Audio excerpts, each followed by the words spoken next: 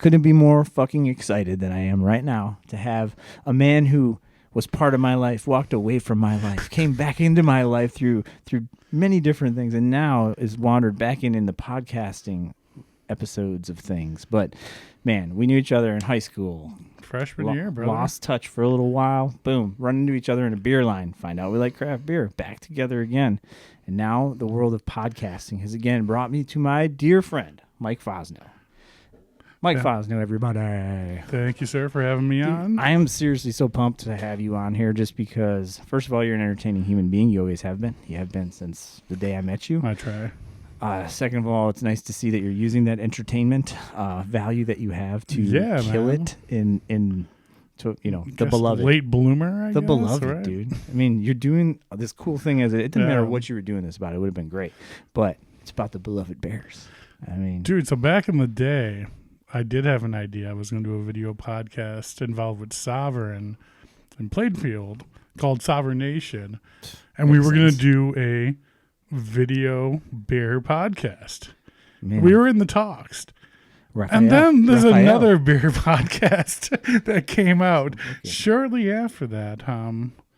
It was called Average Joe's Podcast, everybody. Was a jackass. Yeah, I mean, you used to be really involved in that cellar club and that, like the lockers at Sovereign. Yeah, man. It was for anyone who doesn't know, for some reason you're listening to this and you're not anywhere near the area, there's a good restaurant in Plainfield downtown called Sovereign. It's had many different iterations, locations, but Mike was headed up their craft beer kind of locker program. I mean, Raphael, who we'll get into later, is my brother, man. He owns the place, him and his wife Jess, and he's part of my current tailgate group, the Bears. So like our friendship kind of budded from there, man. It all started with beer, as every great story I know. does. I was saying that, and I was like about to say his name, and I'm like, I don't know. Like, him and Raph might not even be friends anymore. He might just be like, nah, fuck that. I talk to him like every day.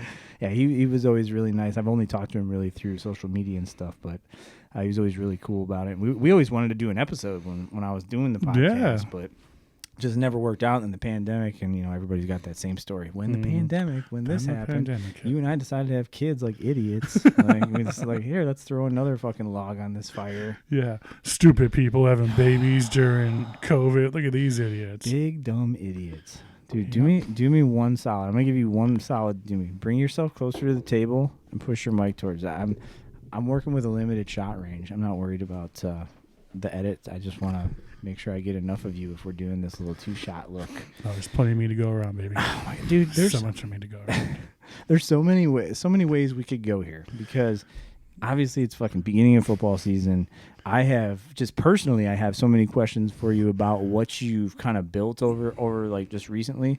But maybe we play the background story thing. I mean, let's. Dude, I told you before we went live. Like, I know. It doesn't. I'm just so happy to not be the host and have to be in your seat because I'm just so used to being you right now and having to put the show together and the intro and the video and all that. So going on other podcasts now, I'm just like, yeah, I'm just here. You just let me know what you need me to say. I'm here for the party. And that's the difference between me and you. You put all that work into setting up your podcast, and I just turned the mics on and let's go. Let's figure it out. We're just having a good time. All right, so let's start it off properly. How about cheers? Cheers to you. Great to see you, my friend. We both love our craft beer.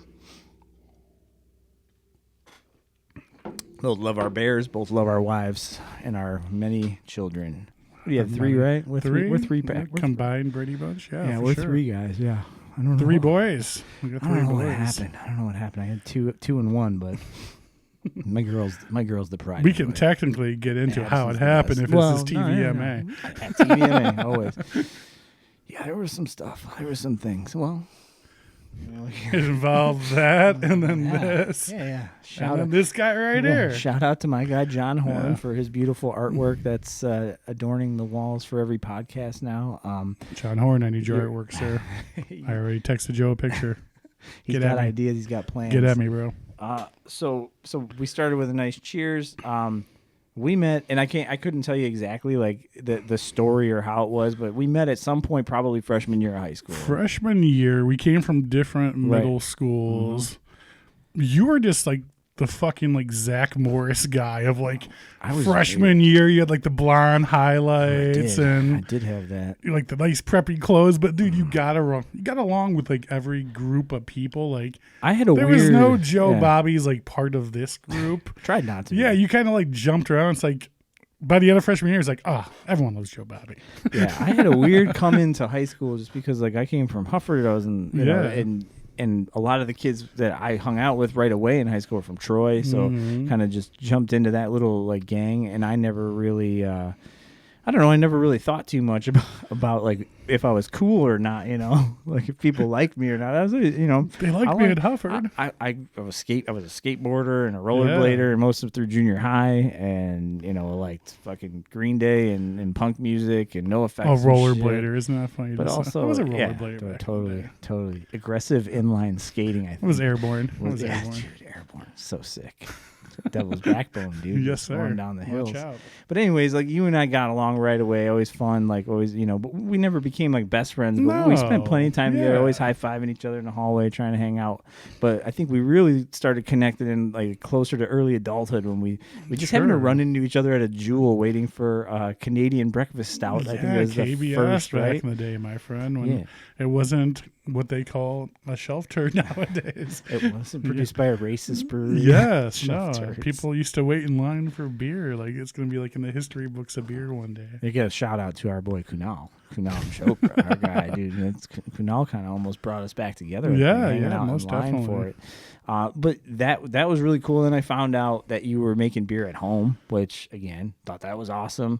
Yeah. Then I realized you made really good beer at home. Well, thank you, sir. Which was weird because that almost never happens. I got really heavy into the craft beer scene like late 2000s, early 2010s, and shout out to our boy Brandon and his wife Amanda at work for us. Chicago Brew Works opened up, and they were a brew shop behind Binny's on 59 in Plainfield.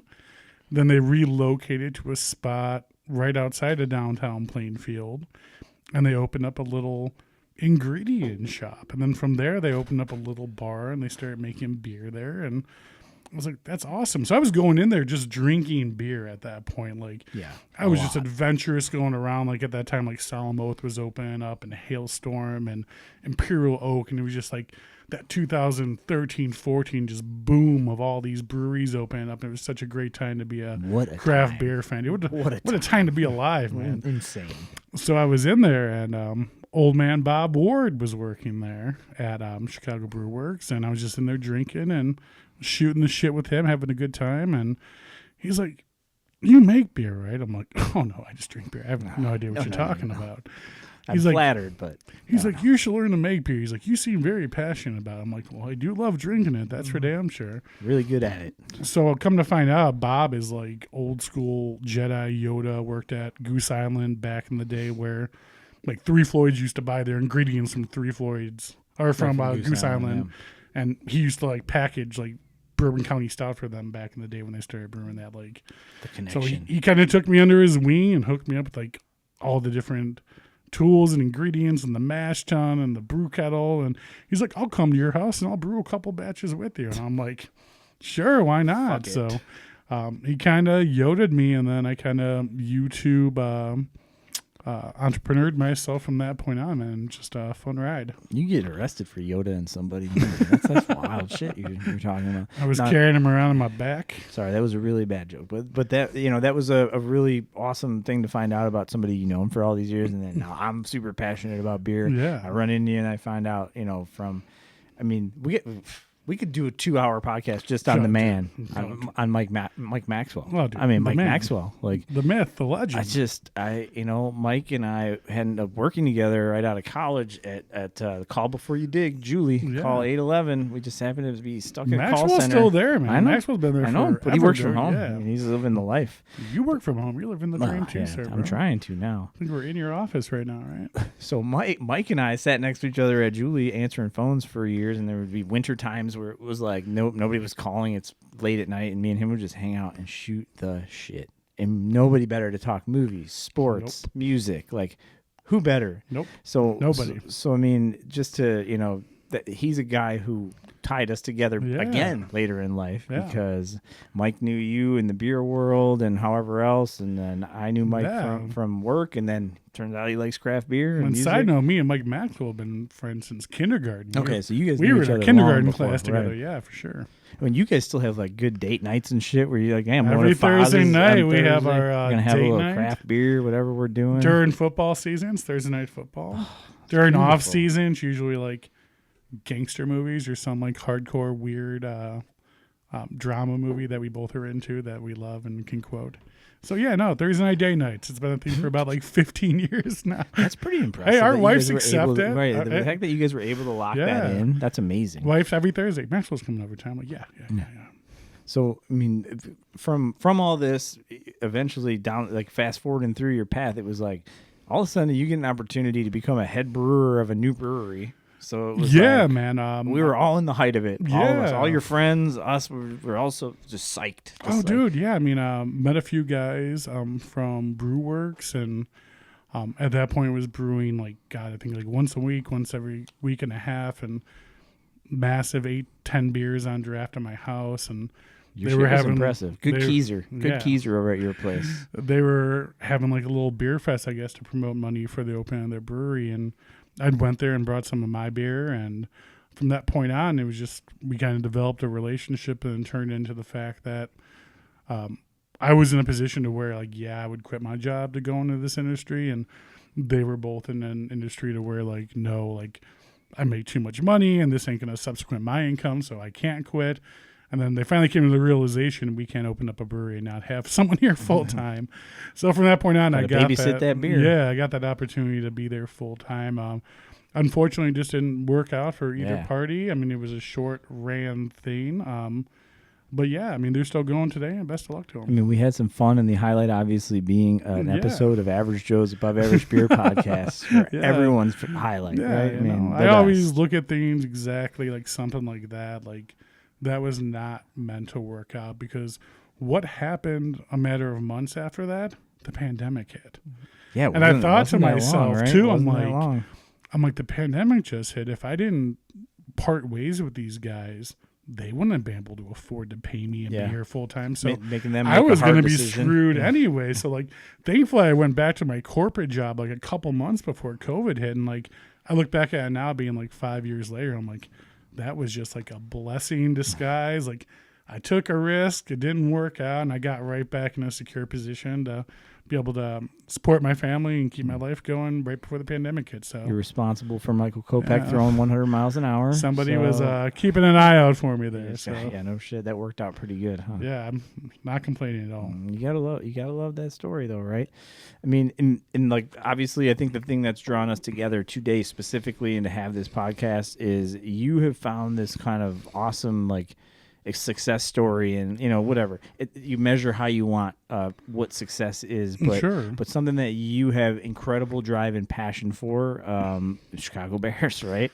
And somehow you figured out this crazy ass way to like it was something fun, and now all of a sudden it's like it's more than something fun. Yeah, man. I mean, I've been asked so many times, being on podcasts, doing a podcast, or just friendships, relationships, catching up with people, like, how did you get into this? And I'm just like, I was drinking beer in a parking lot before the Bears game, and somebody said, you want to come on a podcast? Somebody I met who had a podcast, and I was like, I don't fucking know about being on podcasts. And you're like, dude, just come on and talk exactly how you're talking right now. Even though you had already been on the He's greatest like, and you're going to podcast. be completely fine.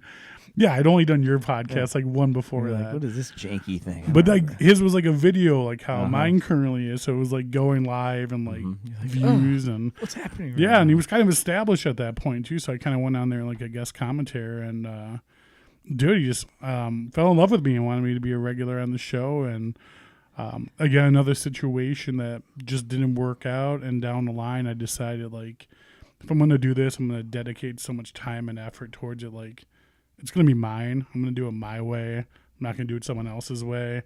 I'm going to do it when I want to do it. I'm going to do it when I don't want to do it. And unless you're handing me a paycheck, which he wasn't, like, fuck you. I'm going to do whatever I want, brother. Like, adios. So then came the point of I decided I wanted to just do it on my own and have fun with it. Yeah. So what was like the first thought that hit you? Where I was like, I got to do one. I got to do one on my own. I got to make it. I got to make this my thing. Well, dude, I started the first year of the podcast was when the Bears only had 3 wins.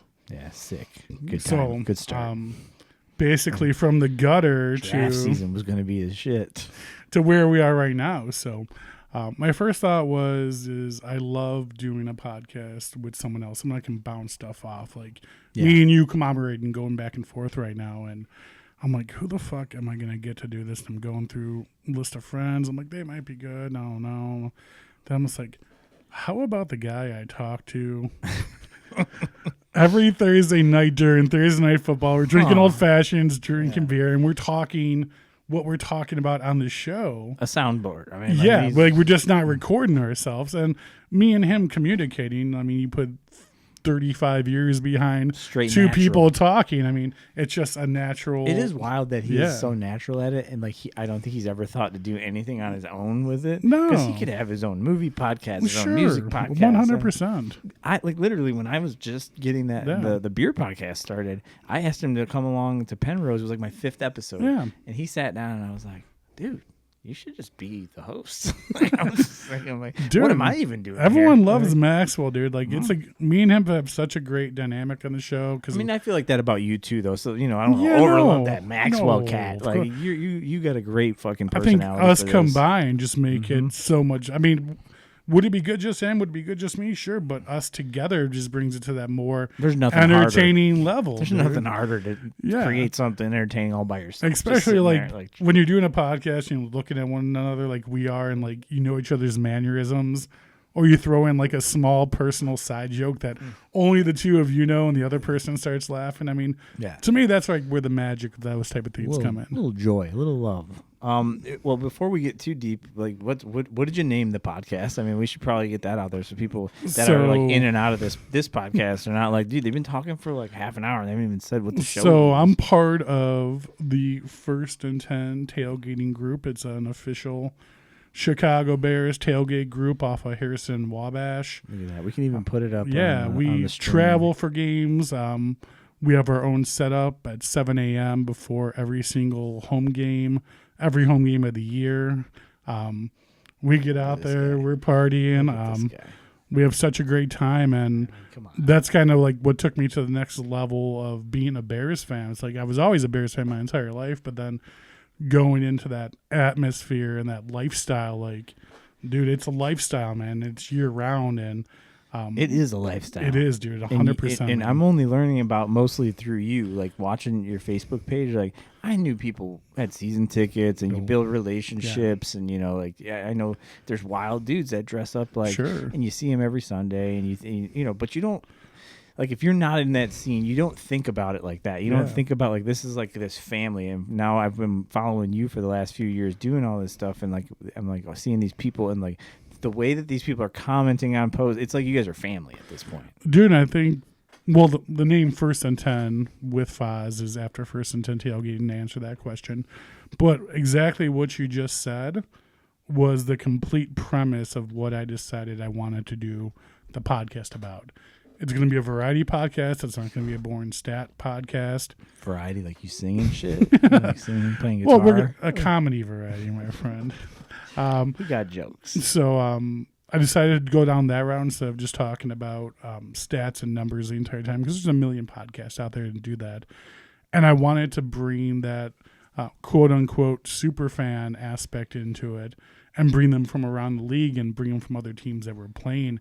And, dude, when you hear some of these stories, man, I mean, not everyone has watched every episode, but, I mean, there's been times where, like, me and Max were, like, on the verge of tears. We've had people on whose, like, parents have died from cancer, and, like, this team was, like, their life. And uncommon passion that you're just not going to run into. Yeah, exactly. Like, there's some horror stories and there's some deep emotional things behind a lot of these super fans, and the things they do to give back to their communities and the charity and things they do year round. Like, people look at them and see them on TV, are like, look at that fucking weirdo dressed up in the stands. Like, that dude. Yeah. And you see that from an outside perspective, but like, you have no idea like what that brings to a fan base of a team and what those people are actually giving back to their community, dude. And it's just, those are the stories I like to tell.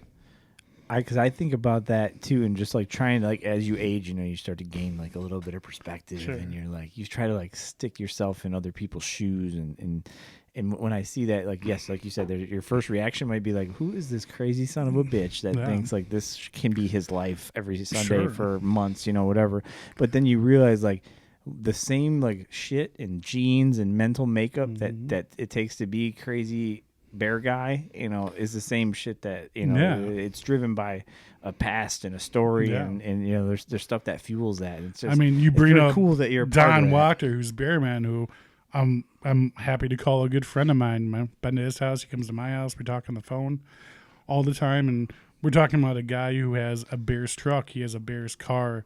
The outside of his house is decorated in bears. Live and breathe. He has live stuffed bears. He has like 9 real bears in his house, like all over, and he has them named and shit, dude. I'm not even joking. Like, this guy lives like, and breathes. It's borderline nuts. 24/7, the bears. But then you get a chance to talk to them and meet them, and you're like, oh, this isn't like nuts. This is like legitimate passion. Yeah, right? Dude, exactly. I think it's a passion that someone dedicates themselves that much to. It's definitely admirable. So give us like I don't want to say a day in the life, like walk us through what it's like to be a part of that kind of group, like on a game day, like how long have you been doing this now? Like when did you get your first set of season tickets, or like when did you? So I don't have season tickets. I try to go to 2 to 3 home games a year, and then I try to travel to 2 to 3 home games a year, and that's really where the fun comes in, man. Going to the other stadiums with the other fans and seeing their tailgate and getting that outside perspective, dude. To us, that's the most fun, dude. We love traveling. But I started with the group 3 years ago when I first founded. They were at a different tailgate club called Chicago Bears Tailgating Group, and a group of them were together in there and just decided, like, hey, like, I love our group. We'll just kind of do our own thing and call our own shots, and I have to answer. Yeah. Okay. So that's where First and 10 Tailgating came in, and Raphael, who I had mentioned before. Wait. I feel like you're jumping on me. So how do you even like infiltrate this group? Like you just happened to walk up. You just walked up and like you saw. Oh, okay. I'm sorry. You were already like we spun off. I was Tarantino. I was Tarantino, bro. I was going back, bro. Hey, you're not. You're not the first or the last. It's going to Tarantino something on this show, baby. That is my fault. Bad host. Initially, part of that founding group was Raphael from Sovereign, and he had known that I'm such a huge Bears fan, and he's such a huge Bears fan, and that was something we always connected with, too, on top of just beer itself. We were big Bears fans, and at that time, I was working with someone who had season tickets in the North End Zone, and I was going to games with their crew, and he kept on telling me, he's like, dude, you got to come party with me and my crew, and I'm just like, dude, I'm getting tickets from these people. I just can't like tell them to fuck off and go hang out with you. Thanks for the tickets, sucker. Fuck you. But long story short, I ended up stopping doing games with them and ended up going to games with Raf. And it was right at the time that First and 10 Tailgating was just beginning. So I was in on like the opening platform of like day one, which was really cool to see what it was at that point. I think there was like 13 or 14 of us at that point, and now we're selling wristbands to over 100 people. We have a food truck. We have a DJ. We have a full bar, numerous tents, porta potties. It's a party, dude. It's a party. Well, yeah, it's a fucking tailgate. Of course, it's a goddamn party. Like for let's say somebody outside looking in that maybe they're not going to football games. Maybe they've never been, or they're only going like every couple of years. Like the tailgating scene is not. It's not like you could just show up and like sit in your tailgate of your car and hang out. Like, what is the purpose? Why do these clubs or like groups exist? Dude, they're definitely just to get stoked, to get pumped up before the game. I mean, you're dancing, there's music. But why do they group together like that? Is it just like organization wise? Well, like dude, I just want to like make sure you have one common love. You have one common denominator. It doesn't matter your race, your age, your demographic, anything, dude. You have the one common love for the Bears, dude.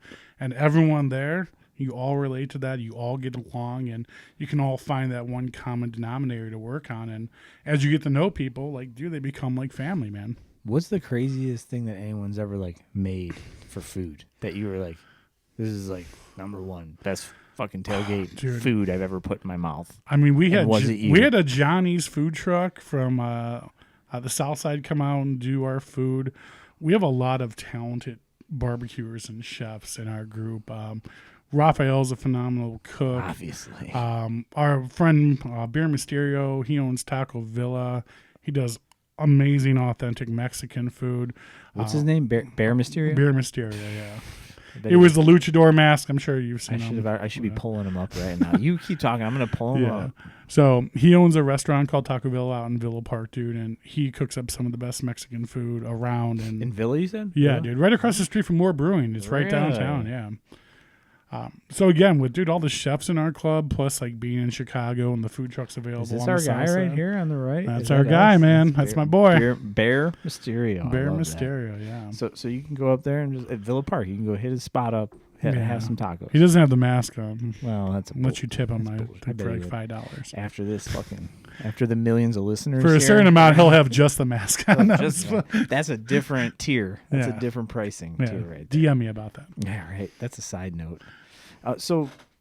But did you get to like what was the what was like the number one? Dude, to be honest with you, we never have bad food at our tailgate. I mean, Mike, but for I really can't pick one thing that really stands out the most, dude. Don't come and mail it in on my podcast, fine. All right? Bear Mysterio brought his solo taco card, dude, and just did like an all-you-can-eat taco buffet of like steak, chicken, carne asada, like you name it, dude.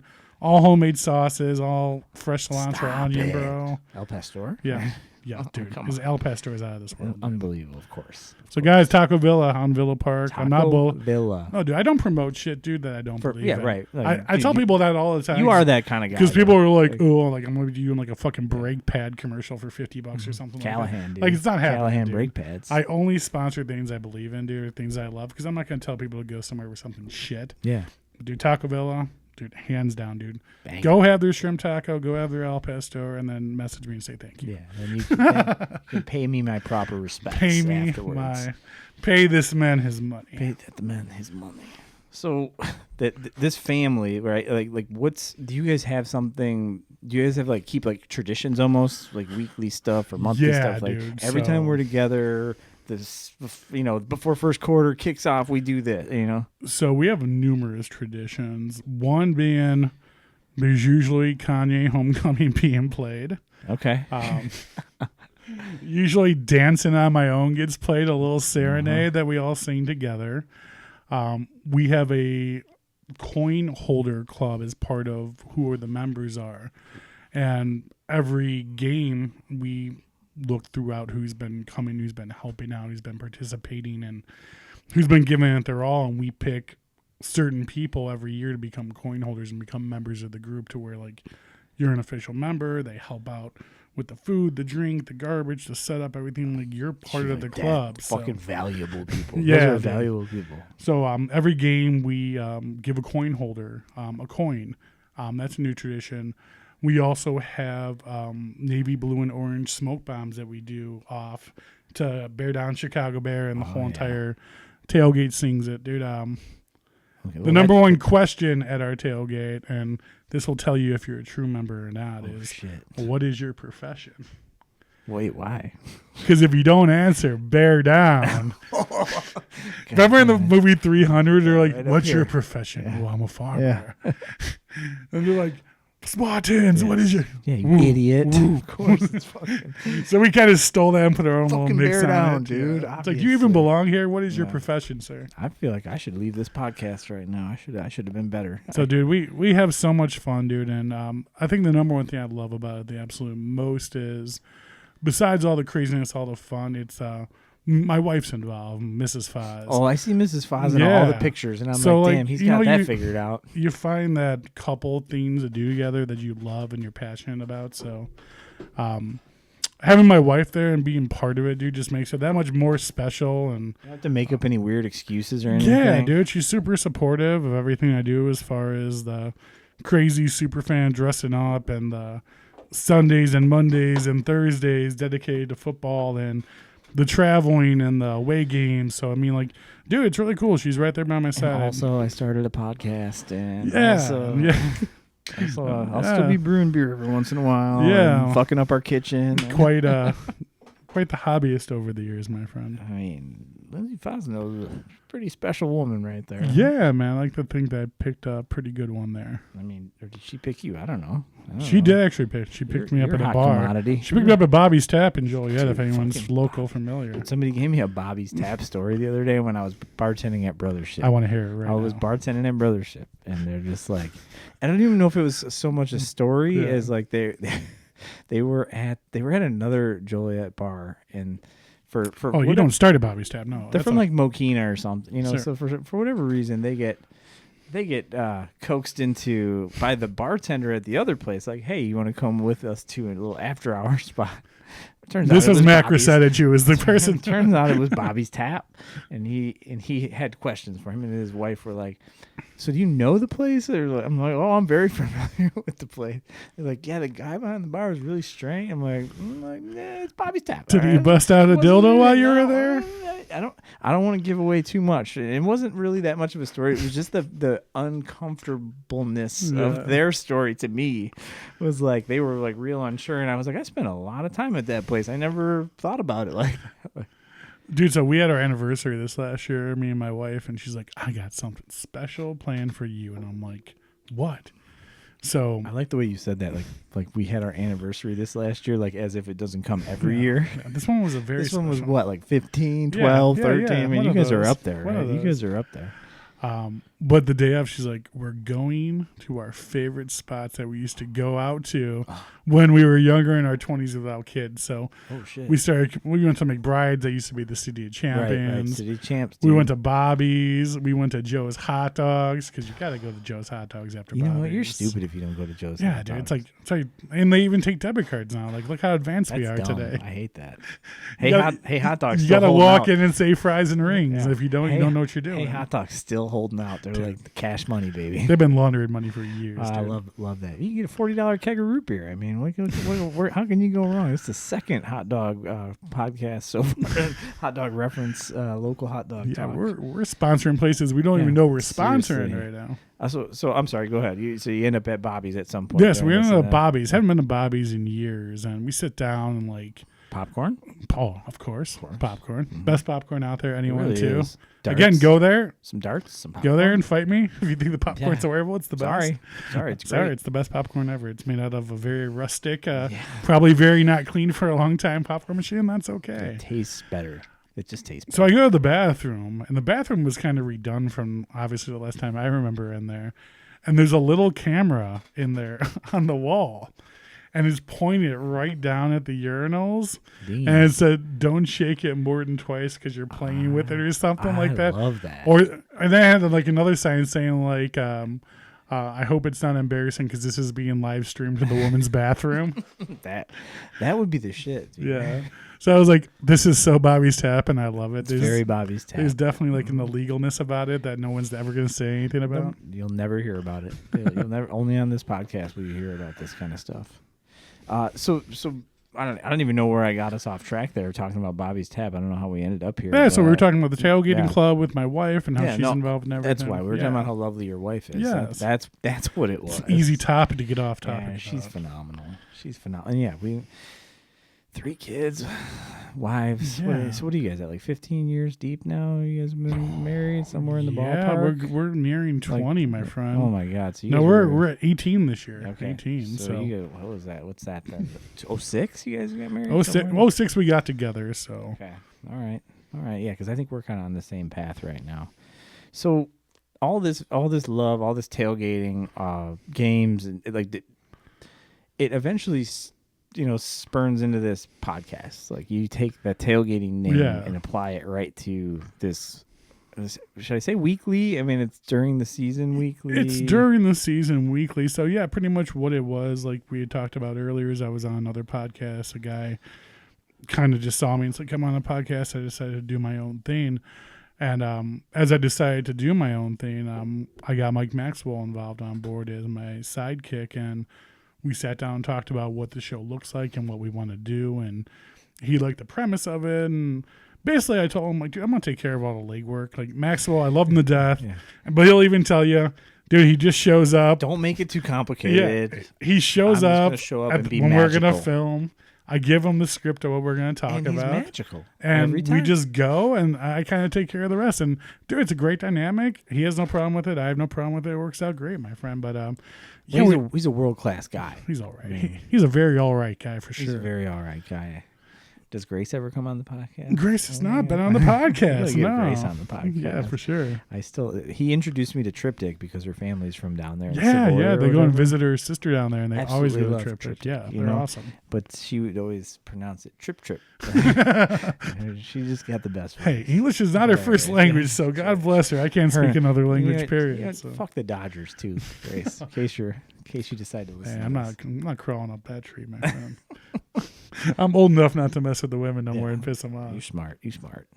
So, whatever. That brings us to, all right, you've been doing podcasts. Sure, people are asking you to be on one, or like, you're contributing. You decide you want to do your own thing. It's like, did you feel like, were you overwhelmed at like, how do I start? Like, what's the best Dude, so from way to do day this? You just one, like take a blueprint from someone. I kind of was like, oh, do I do this or do I do that? And then I just kind of had like a whole like self-reflection moment about him. Like, if this is going to work and I'm going to do this, I'm going to continue to do it, and it's going to be successful, I'm just going to be me. And I'm not going to filter it. I'm not going to try and pretend to be something I'm not. I'm not going to try and do some character. I'm just going to be myself. Hey, welcome to yeah.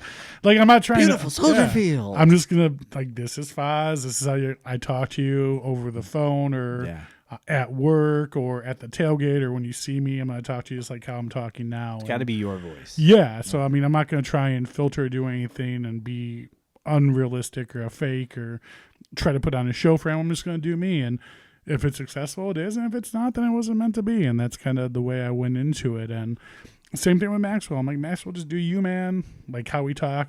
We both said, like, dude, we're talking during a Thursday night football game when we're drinking beers on the couch, man. And did he have any like pushback when you were like, hey, this is the idea, let's do it? Was he like, I don't know, when people aren't going to want to listen to me? No, or like, I don't know what I think he was kind of interested in it because I know Maxwell's a big sports guy and the best guy to talk sports with. And he loves talking about his opinions on certain things, which is perfectly great. It's great for the show. I absolutely love it. So, I mean, I think when I kind of pitched it to him and sat down and talked to him about it, the way I went about it, he was just like in from day one. And I was like, let's give it a try. If it sucks, it sucks. And if not, we'll just run with it, man. And if it sucks, it sucks. Yeah, I mean, dude, seriously. We got T-shirts made. If it sucks, it sucks. Yeah, Foz. It's first in time with Foz, guys. What am I going to do, man? I mean, I'm going to go. I'm going to record it. I'm going to stream live on my page and ask people to like it and share it and comment. And if you don't, then don't do it. But this is just kind of what I'm doing. If you don't, then go fuck yourself. No. Anyway. And, dude, it's been going fantastic, dude. I literally launched the page March of 2023. March 2023. Okay. Just kind of preparing for like approaching like a year year and a half, and of course, like I invited like my friends from the tailgating group to be part of the group, and some friends and family and stuff. And I like that you use like people in the intro to like the current current iteration of the podcast. Like I watched this week's episode today, and I like that guy doing the intro, standing in front of like it's like it's very cool how you dude. So that's Ray Flores, dude. He's a professional boxing announcer. He just did the Canelo fight over the weekend. Love that. He's part of our crew. So why is that guy so good at this? I was honored to have a professional boxing announcer like do my intro, which was really cool. But yeah, man, like the bottom line, I just try to keep it real about everything, man. No fake, no false bullshit. Just have a good time, be real, be honest, and just talk about our beloved Chicago Bears. Did you ever, like in the early going when you started doing like first episodes and that, did you waver on like the format or how you wanted to do it? I want to do it weekly. I want to do it post games, or I want to do it leading up to games. Like, did you have to wrestle with that, or was that like pretty easy? Dude, the best thing was, and I didn't even have to me and Maxwell didn't even talk about it. I said like, hey, if there's nothing to talk about, we're not going to do a podcast. Like, the thing about my podcast is, dude, all meats, no potatoes, dude. I'm not trying to do filler time. No starch whatsoever. So I like potatoes. So, dude, when I start rolling, dude, potatoes.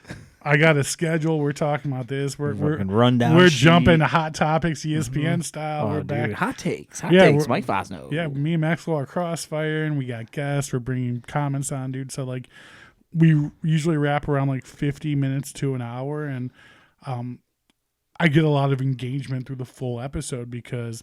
Right. Concise. It's all meats, dude. There's always the next topic, and people are like, "Oh, I've been waiting for them to talk about this," and I kind of save like the juicy stuff to later on. The comments and stuff are huge, I think, too, and like having that live stream set up to where you people love to be able to watch and comment. And I love that. Yeah, dude. I called into ESPN like just last night. I called shit! I called Bleck and Abdallah up. I got Steve Krobe messaged me. He's like, I know my Joes from Joliet when I hear him. I was like, yeah, dude. It's super cool, and it brings them into the show, dude. And I can acknowledge them. They comment like, "Hey, Doug, what's going on?" Or you blah, can show blah, the blah. love. Show the love. Yeah, dude. So it's like not only are they watching the show, like you're part of the show, and you're being acknowledged. So another huge dynamic that I think has led to the success of it. Well, it connects people so heavily. Yeah, no doubt, man. They feel like they're a part of the show on top of yeah. enjoying the content already. I'm already enjoying the content. Yeah. I already believe in Mike. I already believe in his views on things. Mike Fosnaugh, not Mike. Nobody listens to Mike Maxwell. No. Passionate he may be, wrong. No, I'm kidding. Yeah. Love you, Mike. But was there points at the beginning where you guys were like, we're fucking crop, dude. Like this, we're turning the faucet on, getting all the rusty water out right now, like figuring it out. Sure, I think in the beginning there was more like more the technical issues with figuring those type of things out, like as far as the mic dynamic and the sound and the picture and kind of getting like the background and everything together, and then the stream service, things of that nature, and just kind of getting all the technical stuff logged in because. I mean, like recording like we're recording right now. I mean, obviously, camera, you can go back and edit whatnot. Mm-hmm. I mean, when Which you go, I won't, but yeah. when you go live, I mean, dude, you're streaming live, and then the internet connection goes down, or something happens. You get like a bad blip. Yeah, exactly. So you got to kind of learn to falter off of those type of things that pop up when you're doing a live show, or do like you bring a guest on and. The guest is fucking hammered or they're completely off script. I like that. I didn't know that was a possibility. There's been a couple where like me. I want to know more about that. And dude, this really plays into the me and Maxwell dynamic. There's been a couple where we're just like looking at each other, you and me old. Yeah. Or like I'll mute the. We know what's happening. Or I'll be looking at the camera and I'll mute the microphone. And be like, this guy's fucked up, dude. I was like, you want to handle this one? I'm going to steer it this way. And like, it looks on camera like I'm not talking. I'm just listening to him. It looks like you're giving him a nice nugget, like a nice Bears nugget. Like, I'm like, fourth against the run. Yeah. No, instead you're saying, no, this guy's guy's fucked. for sure, 100%. This guy's fucked up. It's like, this guy will not shut the fuck up right now. Also, one of the cool things that I noticed, because I know I reached out to you, I don't know, probably less than a year ago before even getting this going again, because it's so much fun. I'm glad you're doing it again, man. Yeah, thank you. I appreciate you coming on. But like, I remember reaching out to you because I wanted to understand like what you were doing, how you were doing it, like StreamYard. I think I asked you a bunch of stuff about like how you were approaching it, which so much cool technology to fuck around with nowadays. But at the time, I think I'd watched an episode that triggered me to call you or text you because you talked about this already a little bit, but we didn't like dive into it, and maybe we didn't like fully flesh out so people do understand. You do episodes, and I don't know if it's every episode or a lot of episodes. You literally bring in the other team that the Bears might be playing super fans sometimes, like the Falcons' biggest fan episode, or the Packers' biggest fan or whoever it is, like. Which is so fucking cool and such an angle that who else is doing that? So let me backtrack before we get into that, and I'm gonna get into that at the end. I'm currently I actually just found out today I got a promotion in the organization, vice president of elite superfans. What they are, promotion, baby. Yeah, dude. No, I got messaged about it today, like this evening before the show. I was like, holy shit! Like, just gonna drop this little nugget on Joe's podcast. It's been pretty crazy today, but what it is, it's a super fan or a fan organization around the country, and it's all about anti-bullying. It's all about suicide awareness. It's all about charity and giving back to your community. It's all about fan unity and not hating people from the other team, and like identifying like, hey, they're fans of the other team, but they're just like you. They have a passion about their team, and they're not the enemy. I knew you were soft, dude. So I got involved in that about 3 years ago. I saw the Caleb. You advertised some of that stuff with Caleb too, right at the beginning. Yeah. I'm doing the Caleb Cares charity this year, which is the same purpose for the anti-bullying as but this is ESF. So being part of that organization opened up doorways of super fans and fans from around the entire league that I got to know and became friends with. And so through this organization, when I had this idea, like fan unity, I want to bring kind of ESF into my podcast. I'm like, I'm going to bring the opposing team's fan on. We're going to interview and show how cool these crazy people dressing up in costumes really are. And then we're going to have a friendly banter back and forth about the upcoming game, about our teams playing each other. And we do have a friendly banter. It's not heated. It's not argument. We're not name calling. And it's usually laughing like, oh, Dicka 71-3 type shit. And best of luck to your team on Sunday. Have a good time. Or they travel to our tailgate. We travel to their tailgate. So these are people we have established a relationship with for years, man. And it's just such a cool premise. And thinking about when I was going to do it, I'm like, I've never seen anyone do this before, to bring in fans from the other teams. So that was kind of like my go-to, and it's been pretty successful so far. That was the biggest thing that stuck out to me, is like, there's no way you stole the idea. You know what I'm saying? Like, there's no way like that I've never even thought, like, it was such like almost a twisted thought to be like, what do I think? So many people are like hell-bent from an outside perspective of, oh, that's the other team. We hate them and they hate us. And well, yeah, if you're normal, I mean, if you're soft like you and you want to hang out with them and be friends with them and become a Falcons fan, that's fine. Yeah, you know, that's fine. I get it, dude. Not a Bears fan. I get it. It's all about support, man. It's all about support. No, it was just a cool, unique angle, you know, that I hadn't seen, and I thought, like, and you can apply that to anything. It doesn't matter that it's a football focused podcast on a specific team. You know, you can apply that thinking, and like, you just went out of the box. Dude, and last year I had 34 different guests on my show. I went a little crazy last year. Because I was doing like... Maxwell wasn't pulling his weight. He had to bring on guests. Maxwell comes on during the season. Right. He'll come on during the preseason and the regular season. Yeah. I'll do like inner fan type interviews like without Maxwell on my own, and he's like, I don't want nothing to do with that, so he's perfectly fine with it. Fan fiction. Yeah, exactly. He doesn't want to. He likes the fan stuff. He's like, oh, I'm good during the year doing it, so you can do that on yourself. But the cool thing is, man, getting to know all these people throughout the years and having all these people on. When it came down to this year and our schedule got released, and I'm looking at the schedule, dude, as soon as it got released, I got Cardinals fans message me, dude, you got to come out. You can stay with me. Okay. Like, we got to go to Detroit. We got to go to Vikings. And then, like, I had Frozen Tundra on from the Green Bay Packers, the guy who dresses up in all the icicles. Yeah. Dude, the Bears hate the Packers. He might be one of my favorite super fans. I fucking love him to death, dude. Sick. Jeff is my guy, dude. I love him to death. But he's like, you got to come out to Green Bay. I got a farm out here. You can stay on my farm. Like, holy shit. Like, so it's like, dude, like, and again, we go back to being family men and having 3 children and a job. God, I can only imagine, which I don't want to imagine, but if I was a single man, I'd probably just be like a traveling man around. How deep would you go? Oh, it'd be deep, dude. It'd be rough. It'd be deep, dude. Yeah, we lost him. I'd be fucking George Clooney up in the air, dude. I'm just never at home, dude. Like, yeah, dude, we lost him. He's out there in the ether now, brother. Last time I saw him, he was huffing an American flag. I mean, like, I saw him in Virginia McCaskey's box. I mean that in multiple ways. Like, Jesus Christ, Mike.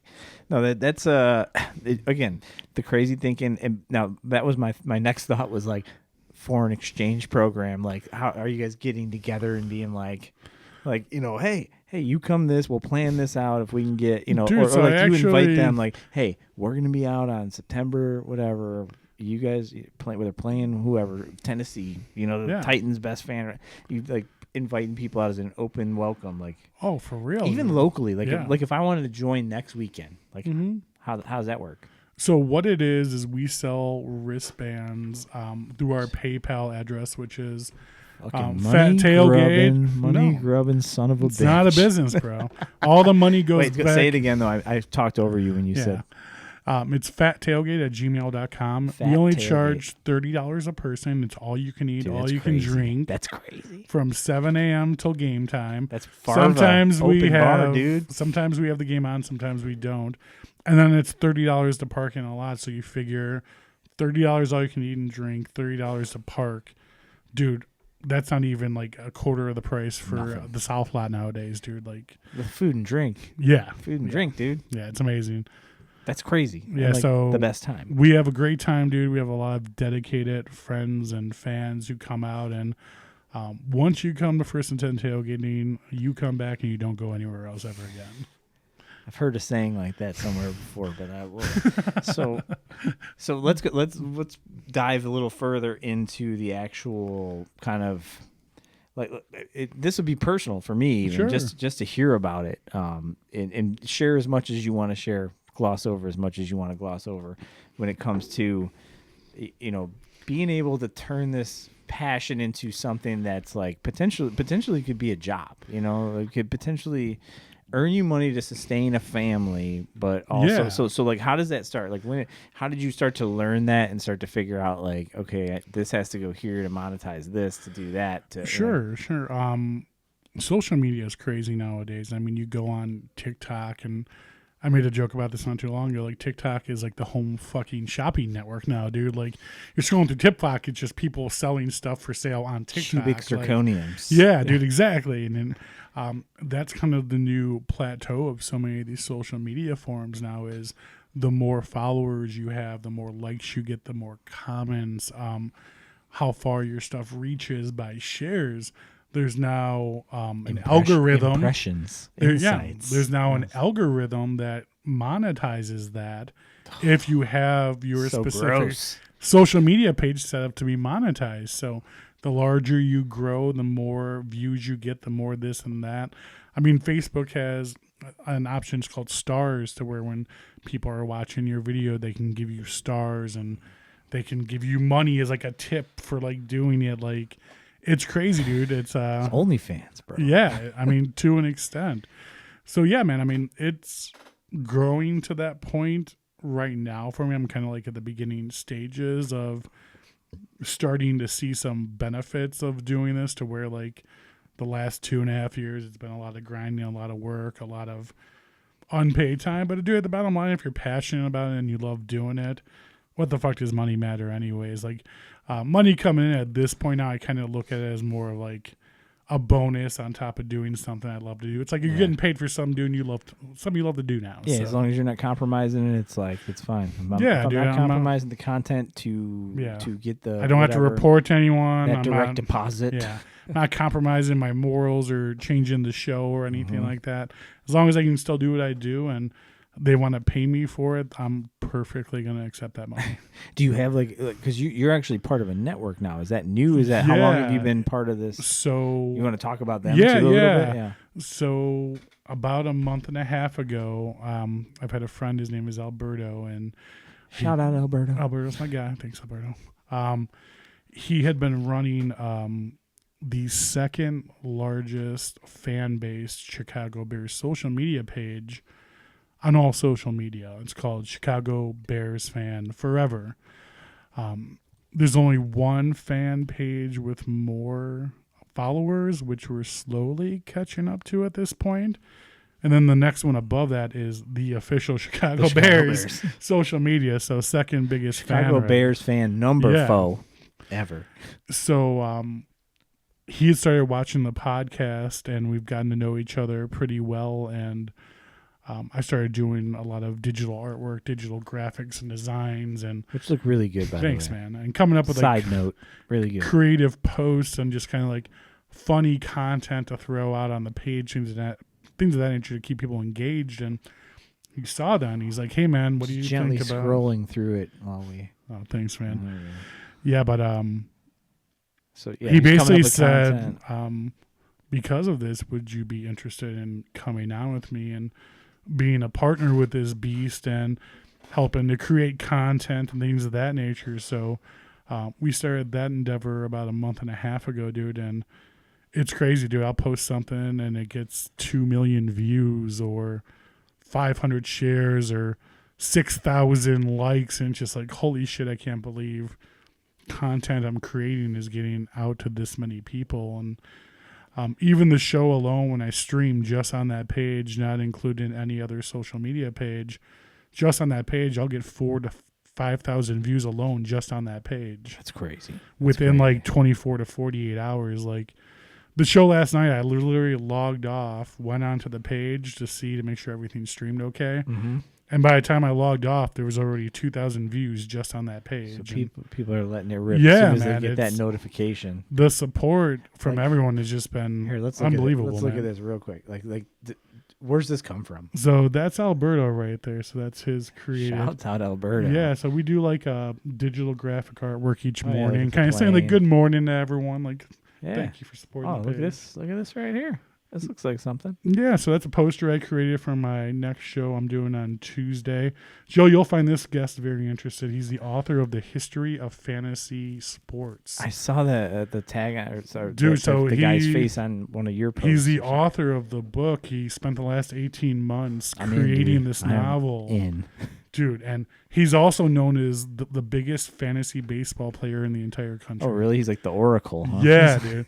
So, like, he's gone and found out, like, the beginnings of, like, thinking about fantasy football, how big of a part of that culture that is, dude. Like, it's crazy. Did you notice this year they were running like a commercial this year of like this? It was like an ESPN or one of the big fantasy. It was like based in the 70s, and my first thought was like, they weren't playing fantasy football in any way in the 70s, were they? Like, but they were showing. I don't know if they were trying to make it out to be like, oh, check this out, dude. Side note: this Aliens vs. Cowboys is the boys are absolutely the boys are hitting it. Man. The boys are hitting it over at Brothership. Sweet juice right here. Oh my god! Shout out to Dan, the new brewer over at Brothership. Where's Dan from? Dude's gross. He's so good. He's he came originally from Light the Lamp, I think. Okay. Way up Nerf. Nice. He's one of them city boys. Yeah, he's one of them city boys. Fucking amazing. Yeah. He's making incredible. I mean, they always make good beer, but now they same like we talked about earlier. They knew they needed somebody there all the time, killing it. And they had Lewis, but Lewis left and did his monochrome thing, which again, awesome. He took over the low res space in Chicago. Yeah, man.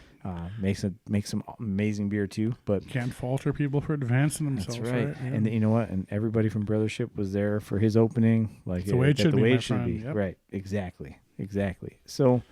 Back to the content. I mean, this website obviously big, or this Facebook page obviously big for you. You're already building your thing on your own. Yeah, man. I'm just kind of at a point today where I just step back and I'm just like, what the fuck is going on? Like, damn, this is snowballing a little bit. Yeah, no, like not. It's a lot, dude. But it's all good things, man. Like at the end of the day, it's all good things.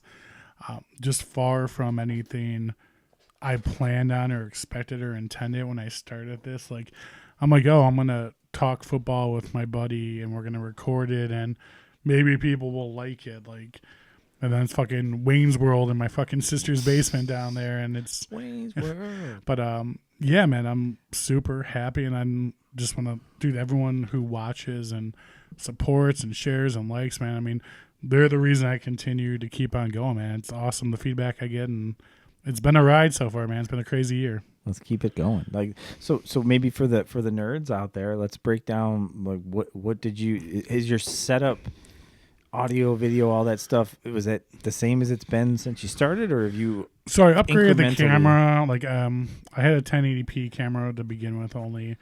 Upgraded a 4K guy now. A friend of mine. Let me get a nice mirrorless one. So, upgraded the mirrorless camera. I have Rode wireless microphones, which are nice because traveling the games, going to tailgates and things of that nature. You're talking like the clip-on ones for like interviews and things. But you can actually but the ones you and Maxwell are using are like wireless. They're still like wireless. I use the same microphone for everything. I do wireless over there. So just pop in the microphone, have a good time, and I use my Rode wireless. I absolutely love them to death. Great quality.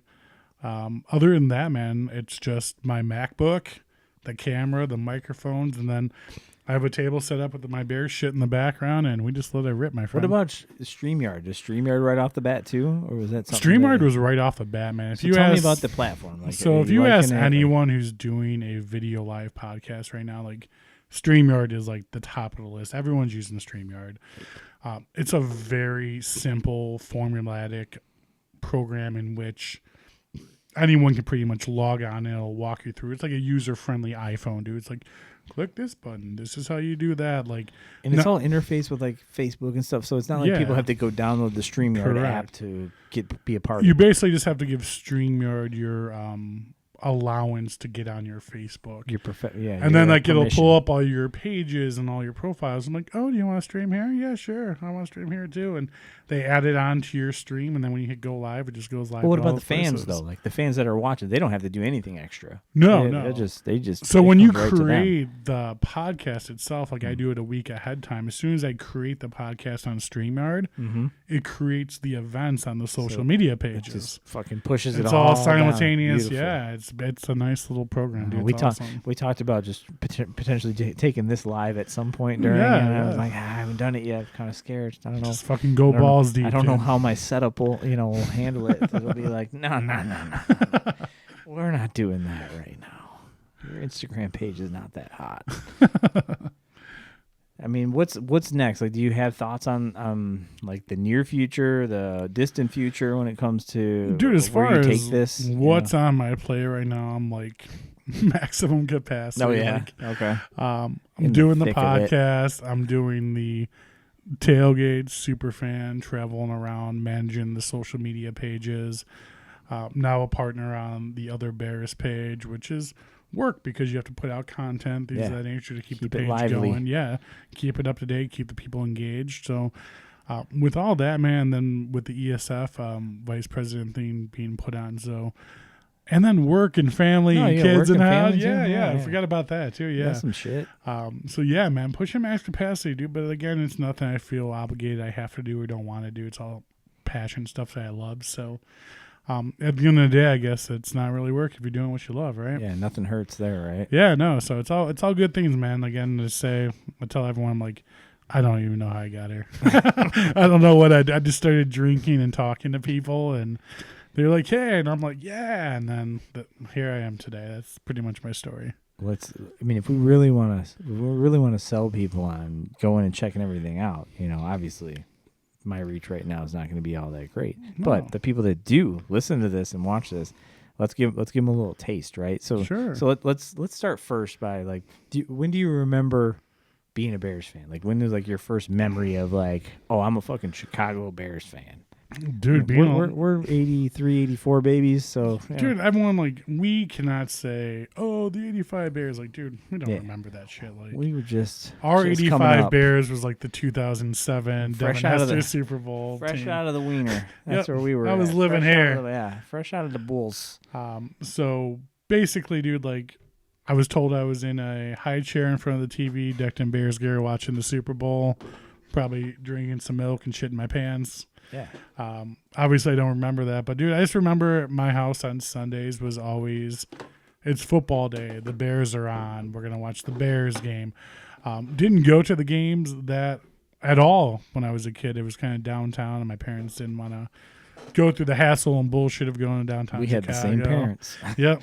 So it's like, but it was always on either CBS or Fox every single Sunday, and always watched the games, man. I think my first memory growing up as the Bears fan was starting to kind of recognize how the Bears operated and how football operated and learning the game and asking myself, why do they have so many different quarterbacks all the time? Like, dude, if you recognize that was like that my at a young age, like, what happened to the guy from last year? Yeah, that's impressive, right? So like being a kid, like it was like, oh, every year we have a new and like being a Bears fan, not knowing shit else, like apparently that's normal. But do you remember like when you first connected with them like heavily, when like those teams that you remember? Because like I'll give you an example. For me, I feel like my real Bears fandom, like aside from young days, early Nintendo days, getting the first Tecmo Super Bowls and being like, oh, Neil Anderson, but I didn't really remember Neil Anderson and Richard Dent and that 90s, Waddle in them. Mm-hmm. But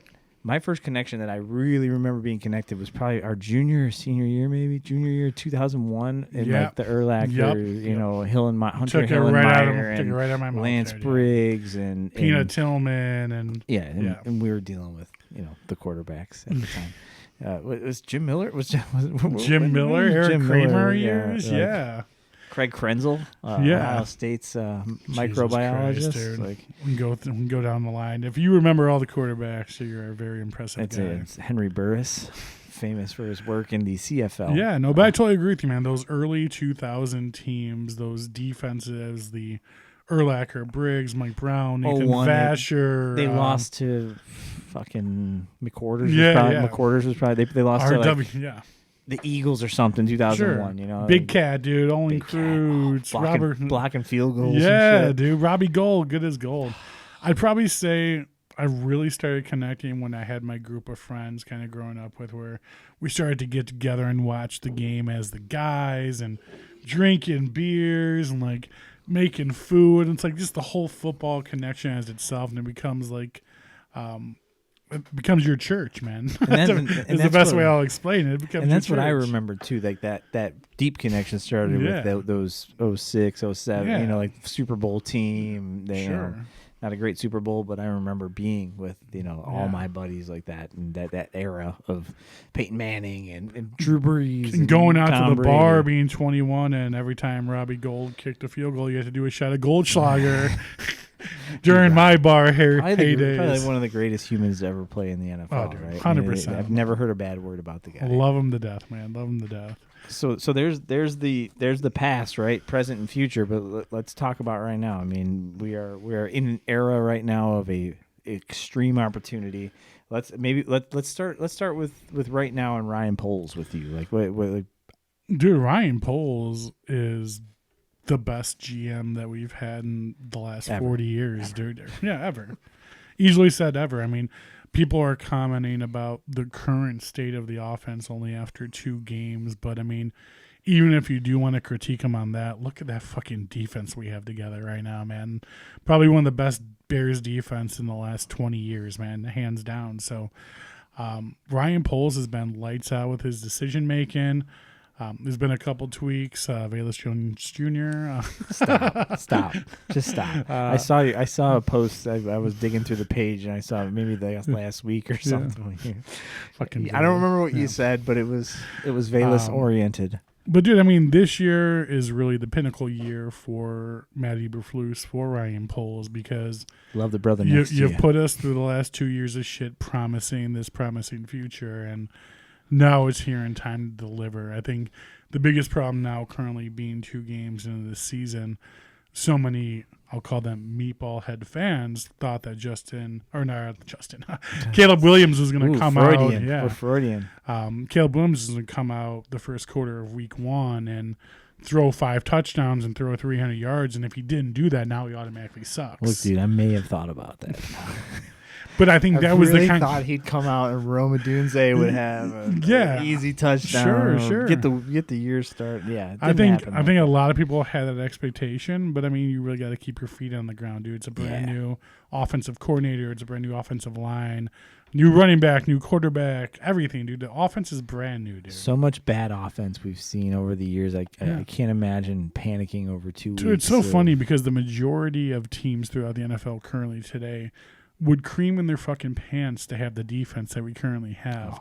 But Chicago fans, we don't care.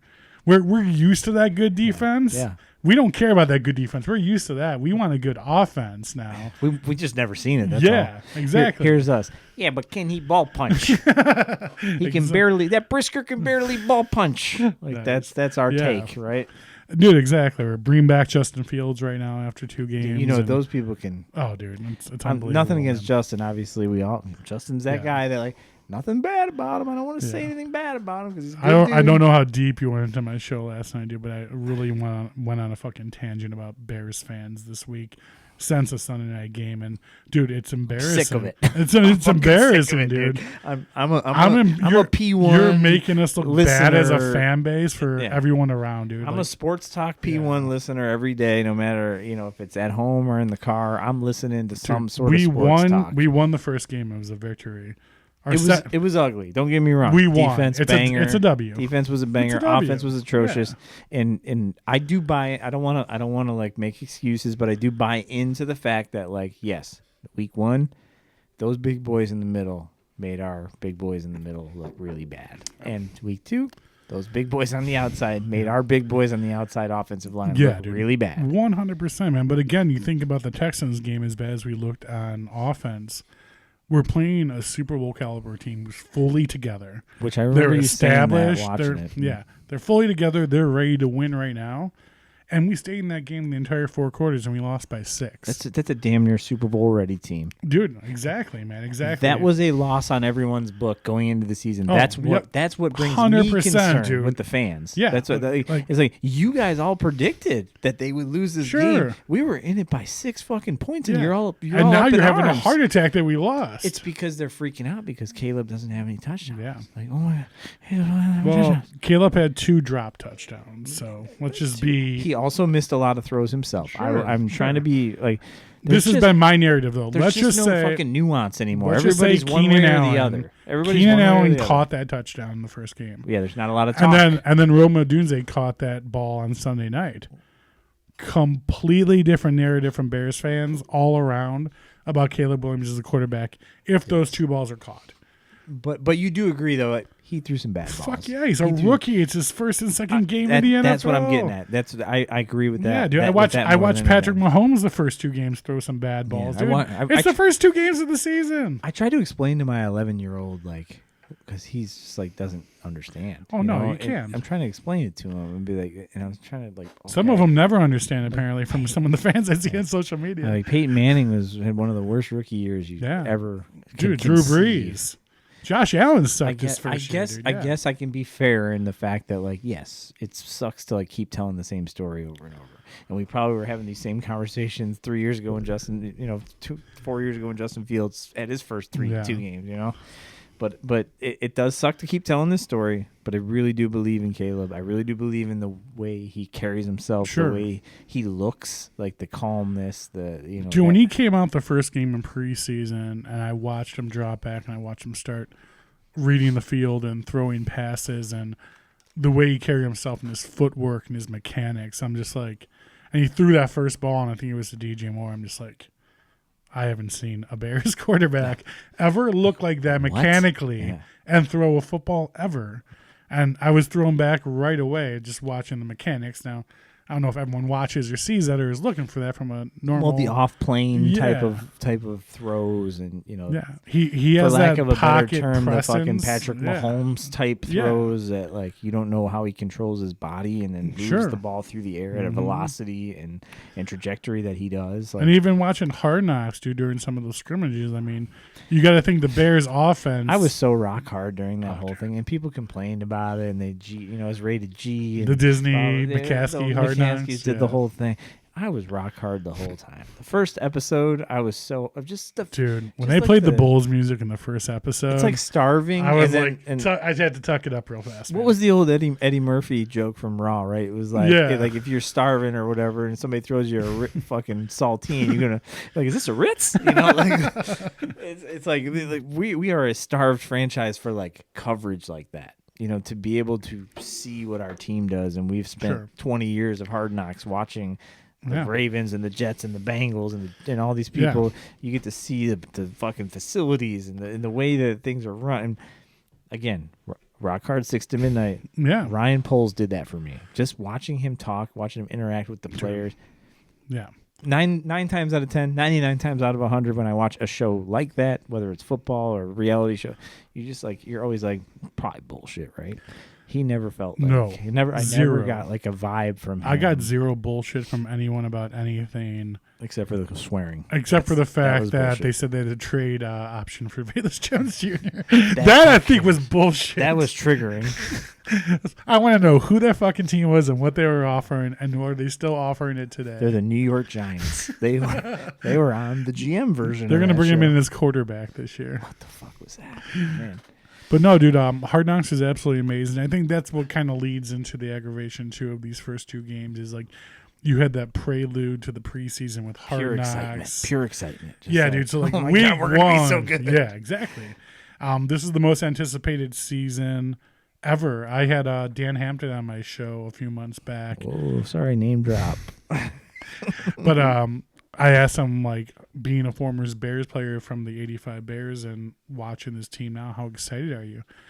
And he said, I've been part of the organization for over 40 years, and this is the most excited for a team I've ever been for. He goes, how couldn't you be? Yeah. You know? I mean, so coming from Hall of Fame linebacker player Dan Hampton, like, dude, the guy's been part of the Bears organization for 40 years, and this is the most excited he's ever been for a team. So, I mean, what does that tell you about the anticipation leading into this season? And this offense, dude, the fact that they're not producing these first 2 games are driving people crazy like it's a fucking full moon outside. Like, I'm not happy about it. Who is? Who is? I'm not thrilled with it. But We're I'm also we're 1-1. like, breathe. I had you at 3-1 the first quarter of the season, whatever you want to call it. Now that's 17 games, but quarter of the season. So, dude, I'm calling this game on Sunday versus Indy a redemption game. They're the 23rd Indy overall ranked defense. They look bad. Their best defensive lineman, Buckner, is out of the game. And the other guy, too, the rookie. Yep. He's got a cool-ass fucking Hawaiian name. Exactly. There's so many sweet names in the NFL. He's got a fucking sick name. We can have a whole episode on just names in the NFL. Sick-ass names, yeah. But, dude, this should really be a good chance to establish the run game, which is going to lead us into play action, which is going to give Caleb Williams time in the pocket to get comfortable and start putting some passes down. Dude, one of my fun stats, and this is my favorite stat from the last week, not a big stat guy unless it's a super interesting stat. Mm-hmm. So 48% of the time. Go deep. It's got to be deep, and it's got to mean something. It works every so time. 43% of the time, the Texans blitzed on Caleb Williams. Yeah, I saw that. On Sunday. That's crazy. And during that time, Caleb Williams was 3 for 12. He only threw for 30 yards, got sacked 5 out of the 7 sacks, and threw an interception. Now, my fun stat, when he wasn't being rushed and the O-line was blocking, he went 20 for 25 for 150 yards, dude. Yeah. What does that tell you about the offensive line and him getting time, not being destroyed in the pocket, about the ability this guy has with a good O-line in front of him? And you can go a few different ways on that. Like, think about the first drives. You know, sure. Whatever. He went 5 for 5. He looked so crisp. Because the Texans didn't know that if we blitz every time, they're going to fold. And they learned that pretty much after the first drive. Collinsworth was just wiping the jizz off of his pants. He was like, this kid has figured it out almost. He was Aaron Rodgering Caleb Williams. Yeah, he was grooming him. And like at that time, you watched it, and then again, credit to D'Amico Ryans, right? Like, D'Amico Ryans said, okay, I'm not going to let this happen. No. Like, we have a world-class defense. Yeah. Send these motherfuckers, and they sent him. And he got the shit kicked out of him. Dude, and the Texans are such a likable team. Like, I totally agree with that. D'Amico Ryan, dude, I love his story with his head coaching. I love C.J. Stroud, how he wasn't. I love that nobody cared about D'Amico Ryan's hire last year, other than like, oh, that's cool. Yeah. A really good player came back to coach his team. 2 years ago, the Texans put their balls in the fucking shredder to get C.J. Stroud and Will Anderson. And what a ballsy fucking move that was, dude. They traded night and day up to get those 2 picks, and look at how that's paid off for them the last 2 years. Dude. Weirdly, for no reason, for some reason. I remember that draft me and Maxwell were talking about. I'm like, the fucking Texans just gave up like their whole organization for C.J. Stroud and Will Anderson Jr. Yeah. It was nuts. I am a weird Ohio State fan. I've never liked Illinois, University of Illinois for some reason. I don't know why. Never liked them in a sporting capacity.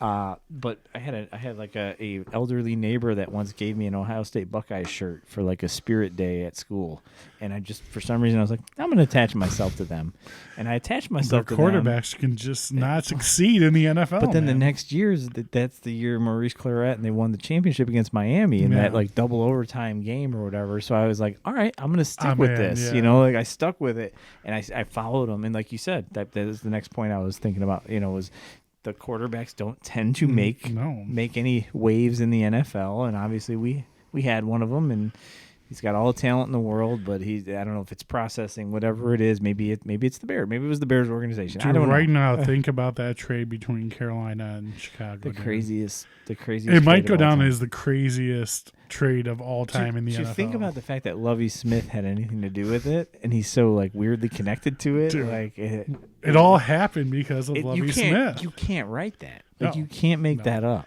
Well, maybe Roger Goodell can write it. I don't know. Maybe Roger Goodell did write it. Clouds parted and sun came down and fates aligned, dude. Lovie said, "We gonna win this fucking game." We throwing that motherfucking ball. Rex is our quarterback, right? Like we are 10-2 with Rex Grossman. Jesus Christ! Like it's just crazy that it's all connected like that, and polls to And did you hear I'm assuming you heard the interview that Poles had this past week. He did like a random podcast about business. Yeah. And he told that whole story about Carolina. Mind blowing to me. I mean, that's the kind of shit, like that's Hard Knocks-esque shit to me. Dude, they were so gut set on that kid, man. They thought he was going to be the next superstar. Well, not Bryce. I don't know. Maybe Poles went on and told the story about how he applied for that job. Oh no! I didn't hear that part. No. Okay, so it was on like the 670 and 1000 were playing it all week. But Poles went on a business podcast and he talked about being up for the Carolina job, when he was with Kansas City, and not getting it, and how it kind of.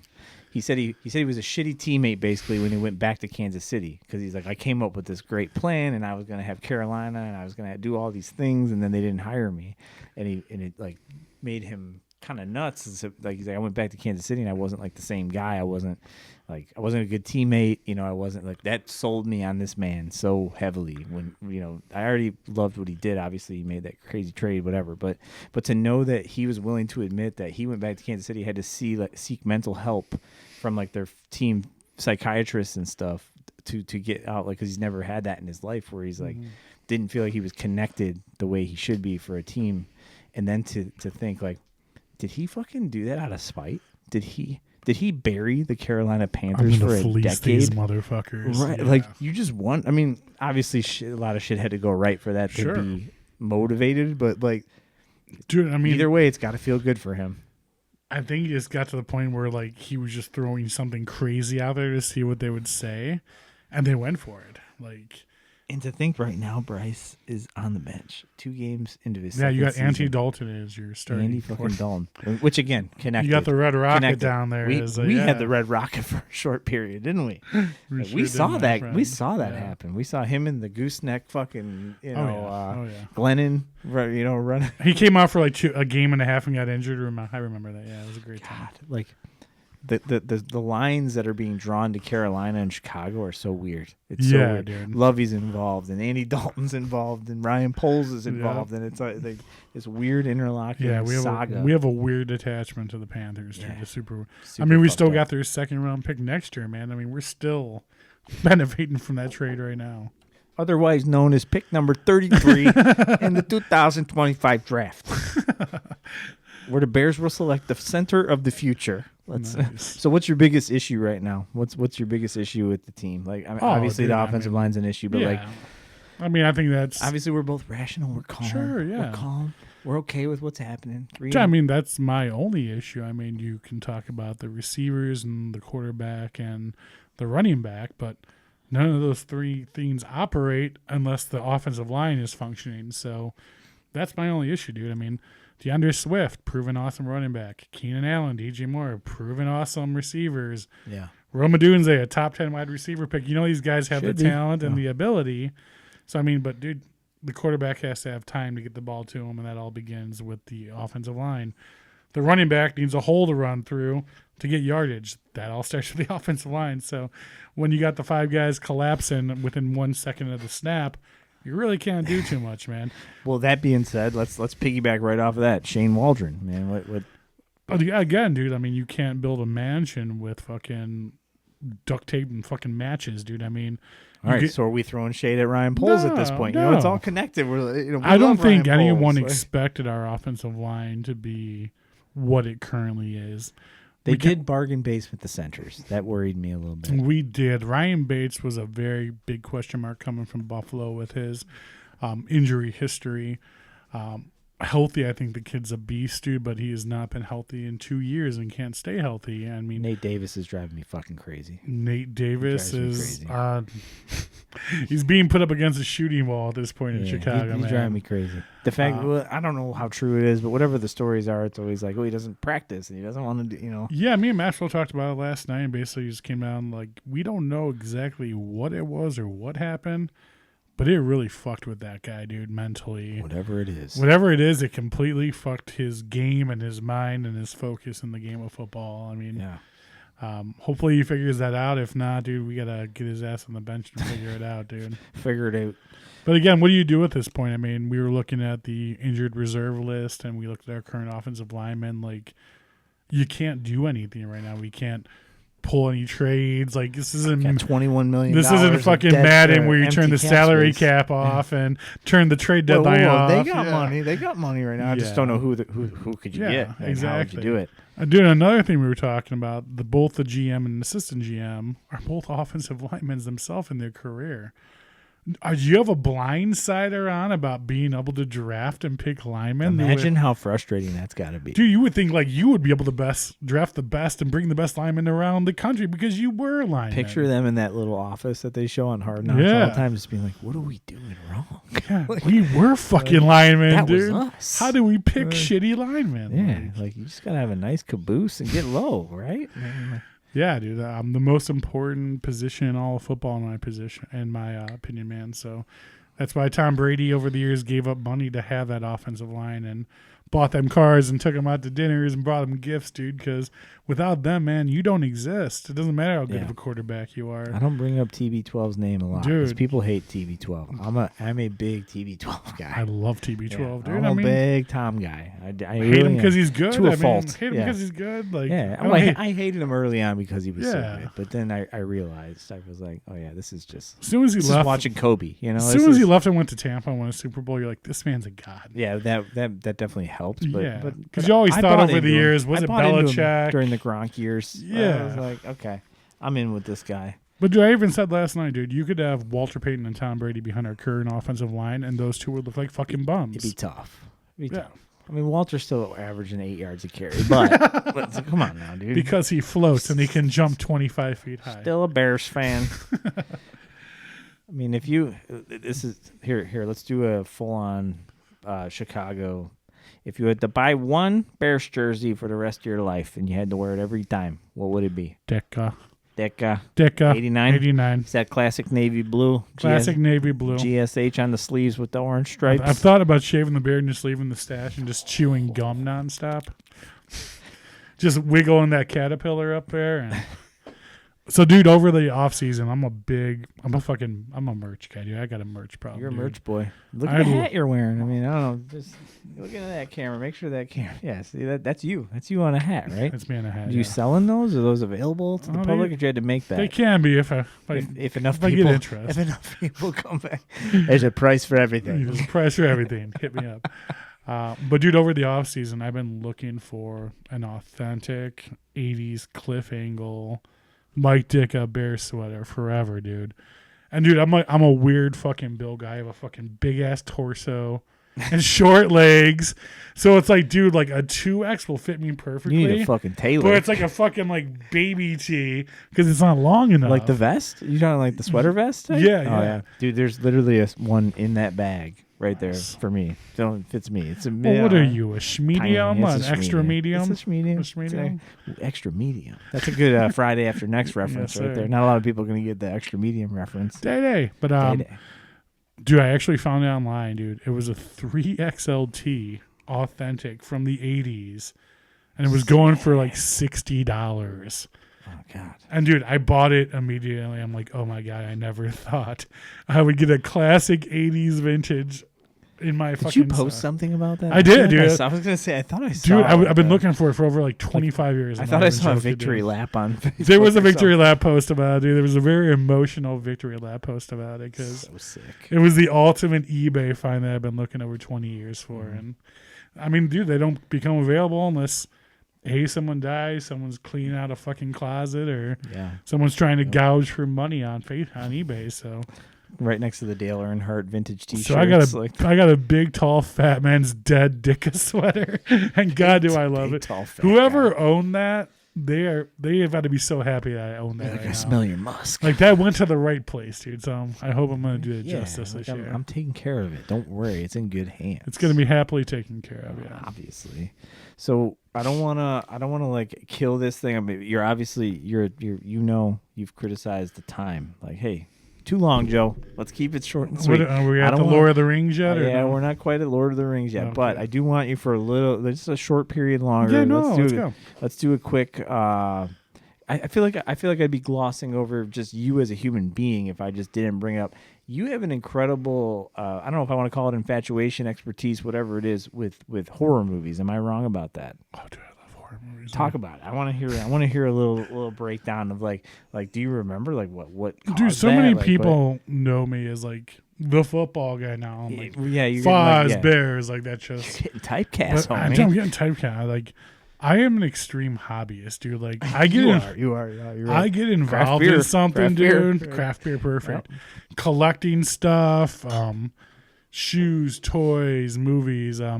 Early on as a kid, it started with horror movies. I was infatuated with like 70s and 80s horror movies, and I remember I saw the original 78 Halloween when I was just a kid, probably 8-9 years old, and dude, it creeped the fuck out of me. Like. You hear about it nowadays because it's like horror movies has become part of mainstream society. Like back when I was watching them, they were like the 99-cent rental at Family Video with the old big covers and everything. And like, they're a weird joke now too, though. Yeah. Like I'm not, like people don't do. So I remember watching it and the dun, dun, dun, dun, like doing by myself.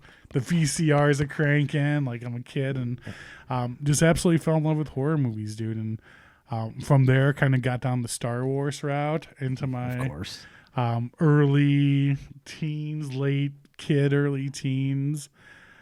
Went down the Harry Potter and Lord of the Rings route. I'm still a big Harry Potter guy. And dude, again, went down the Marvel route.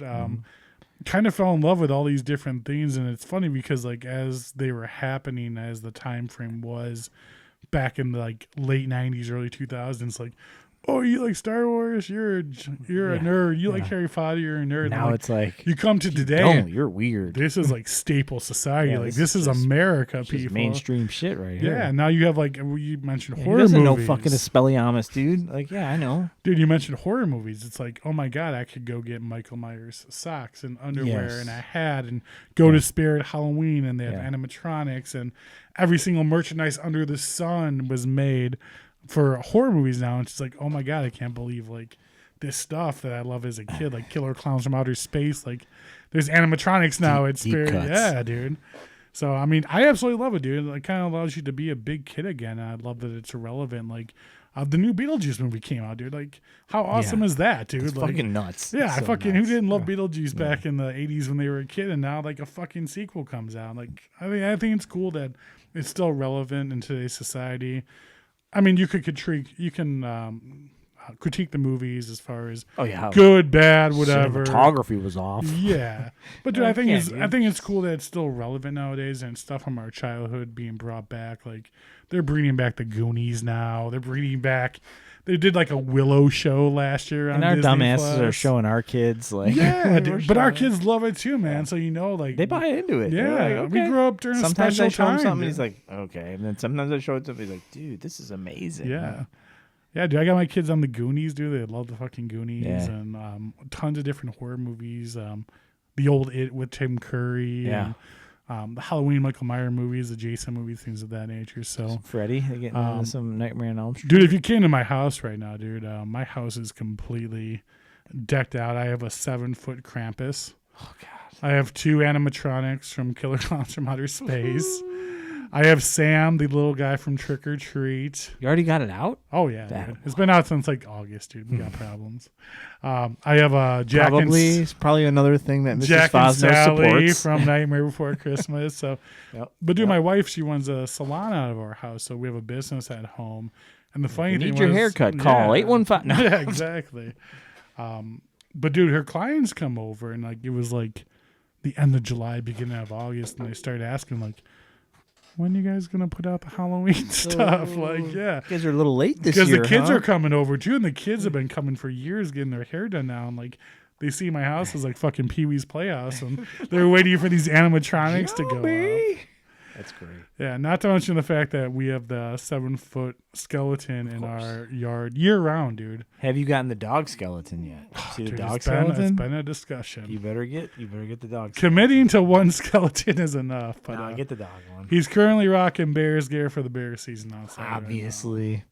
Right now. I had to cover that. Like that feels like like a part of your personality. Oh, it is, like, dude. I appreciate you bringing it You're up, a bit man. of a cinephile, you know. Yeah, I even when I get typecast with the Bears, dude. yeah. I like other There's things. a lot of shit going on for I you. like barbecue and bear and horror movies. Yeah. Between the food and the beer, like you're an artisan, you're a creator, you're a person that likes to kind of do creative things with your hands. You know, like that. That's the kind of, you know, it's like I say hands. Hands are metaphorical. Like sure, you're smoking and doing that stuff with your hands, but when you're talking about creating, like creating a podcast, you know, creating content for people.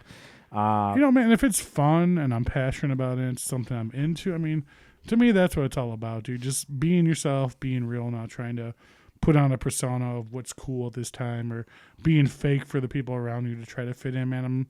I've always just been who I am, for better or worse, and some people love it. Some people absolutely just fucking hate me and they don't know why, and that's okay. But but at the end of the day, I'm just me, man. And I'm never going to apologize for it, you know? So let's close it out with some kind of, I'm sure you've given these 100 different ways, but in case somebody decided they wanted to go all 2 hours in, what will they want to hear? What the prognostication of games? Let's say we put this out next week. Let's say the next, 13 weeks of football. Sure. Let's talk about the Bears real quick. Let's cover the Bears and then maybe like drop in like an NFL as a whole, what you might see in the Super Bowl, what you sure think, no so. Of course. Before the season started, before game 1, I had the Bears winning between 9 and 11 games. Fair.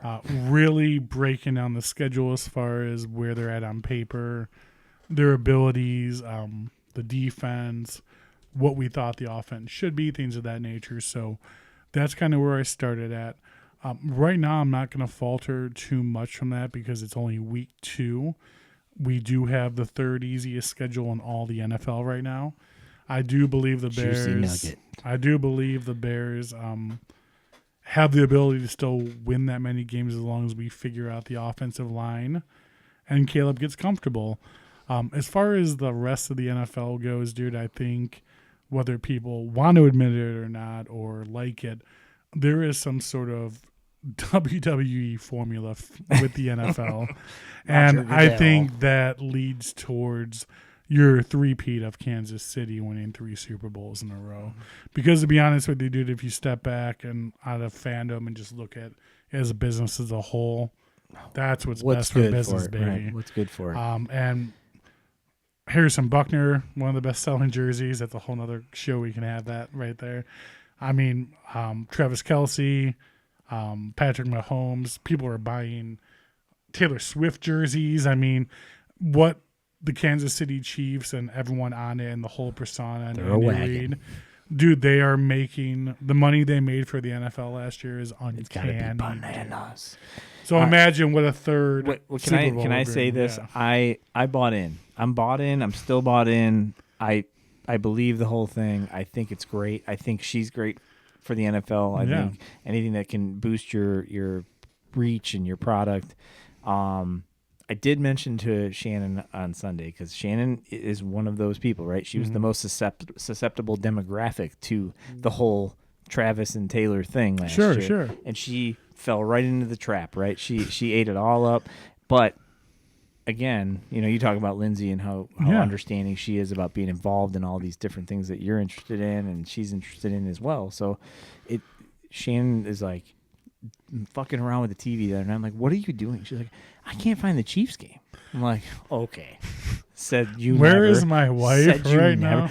I like football. I've watched Chiefs games all year last year. I'm like, okay, all right, I get it. Like, and she, just go with it, bro. Just take it. And I'm okay with it. I did mention to her this past game. I was like, she kind of looks like she's trying harder than normal in the box. She's kind of like all the reactions and the whole. Like it was kind of. She has an earpiece in. The camera's on you, Taylor. Yeah, like if she just chills and just enjoys the game and supports her fiance, boyfriend, whatever he is, eventual baby daddy, maybe we'll see.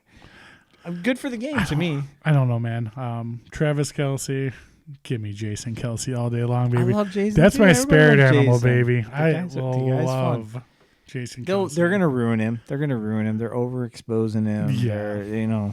the commercials. I was bought into him immediately when they put that documentary thing out. Dude, so and I was like, oh my God, his house looks like mine. He can't find shit. Shit's dirty. Dude, then I started watching the Kelsey Brothers podcast and I was like, oh my God, I fucking love they're him outstanding so much, together. dude. He has the same instincts and like the mental ADHD of like, what's over here? And then the dance video that just came out yesterday, dude. I'm like, killed it. God damn it, I fucking love him so much, dude. Like, he's just a guy you want to be friends with and hang out with him. Yeah, dude. it sounds really, it's typical our age white guy. Yeah. I'd like to have a beer with him, but yes, I would like to have a fucking beer with him. Last year at the playoffs where he came out shirtless from the box in Buffalo and I fucking want to have a beer with him. Yeah. That's totally our generation shit, dude. All right, do you want to wrap? I mean, I got another 4 hours in me, and I'm not going to put you through that. But if you're ready to kind of wrap, we'll do fire out of a cannon. We're gonna hit the schedule, and you're just gonna win loss, boom. Remaining schedule. Do you have anything more? I mean, I could ask you 400 other things right now. I know. I could go deep with you right now on specific gonna positions. Barbara Walters me or? Well, my big concern this week was it's not even a big concern, and I don't think I had any merit to what I was thinking, but like I couldn't figure out if they were babying Rome or the injury was a problem. He shouldn't have even been out there. Is that Keenan Allen was injured and Roma Dunze really took one for the team and said like, I'm gonna go out there. We need another receiver out there. Tyler Scott was in there. What I was wondering. Tyler Scott was inactive. You guys were talking about that on the show, right? Like, so what happened to him? Because he wasn't on the injury report. He was on the injury report the week before. Oh, okay. But then this week he was off the injury report, but he wasn't active. And then Roshan was active in full Roshan pads, Johnson was but got not punched active. in the face. No, but he was full pads. I don't think you can have full pads and be active. He was inactive. Yeah, he was inactive. You can't be inactive and have full pads, though. I don't know. I don't think they do that. He was inactive. I know that for sure. I didn't realize he was inactive, but he got punched in the face. He got punched in the face and nothing was done about it. That was wild. Like, what a weird thing that you can't do anything about. Yeah, man, go ahead and throw games at me. I'm going to give you the Don't get me wrong. I'm going to give you the fastest answer for wins or losses ever. All right, you ready? You ready to do it? Yeah, let's go. All right, otherwise we're going to talk. You got to keep track of this of what the record's going to be. 9 other tangents if I don't just keep find track a way to of what my close it answers out. are and see if we'll talk about it at the end of the season if I'm right or not. I would say regardless of how it happened, I think that you probably were 2-0 in your predictions because I'm guessing they win week 1. They might lose to the Texans, right? Dude, we're 1-1 is my correct predictions right now for what I want. I did not expect to win this game on Sunday. But so I also would have told you to run 25-3 or something, not 16-19 with many opportunities to win that game. Dude, I called this game 20-13 before the good game. for you. See, low scoring, dude. Battle defenses, bro. I would have thought Houston would have kind of run no them way. up a little Not bit. on our defense, brother. All right, let's go week 3 Colts at the Colts. W. Dubs. Any tasty nugs in there that you want to throw outside of their fucking run defense sucks. We know. Dude, that. they gave up 3 and their 2 best defenders. They only scored 10 points against the Packers defense with 3 interceptions from Anthony Richardson, who basically is a rookie again this year in the NFL because he got injured so early on last year. He's electric though. He's electric when he's going right. But dude, go ahead and put fucking arms ridiculous. Put Brisker, put someone on the spy, dude, and he's done, dude. He's gonna get destroyed. Yeah. Put Gordon or Brisker on the spy. Right. Yeah. I knew where you were going. I know you know your team. All right, let's go week 4, 12 p.m. game against the Rams. Dude, W, my friend. The Rams are not. Puka Nacua is on the IR. And Cup. Cooper They're both Kupp's, going to miss that game. So. Matthew Stafford is not Matthew Stafford of old. So I don't know if this actually pans out, but anecdotally in my head, I just constantly picture Matthew Stafford just giving up interceptions. Dude, and to be honest, I'm giving these answers right now solely based on our defense. These next 2 games can be straight defensive wins with our offense still not performing. Dude. You're going to have to think hard about week 5, 12 p.m. game, Carolina Panthers. Give me that number 33 pick, baby. W, baby. All right. How about that week 6, 8:30 Sunday nighter? Well, 7:30 for our time. Jacksonville Jaguars. Jacksonville has been terrible this season, dude. They cannot get it together. I'm sorry. Is that a London game? That's 8:30 a.m. Oh no, 8:30 a.m. That's a London game, huh? Dude, the Bears are not good overseas. Jacksonville's played overseas too and have been victorious. So given the fact that it's overseas, it's 8:30 in the morning, that really throws a lot of shit off, dude. It's wild. I'm still going to go with a W just because of how bad Jacksonville's been Bears. Playing. All right, dude. Week 7? Bye. Bears. All right. What do we do? What's first and 10 with Foz do on week 7 bye week? Usually I just pregame the next week. It's usually a shorter episode, or I'll bring on a more lengthy guest that we have a lot more to talk about. You got to find a dude from England that was at the game the week before. That's what you should do. So for the Panthers game, I have Captain Duvall coming on the show. Oh, sick. The guy who dresses in the suit with the Panther. Yeah. He's coming on the week before. And then I actually had James Goward, who's the Bears International Fan of the Year.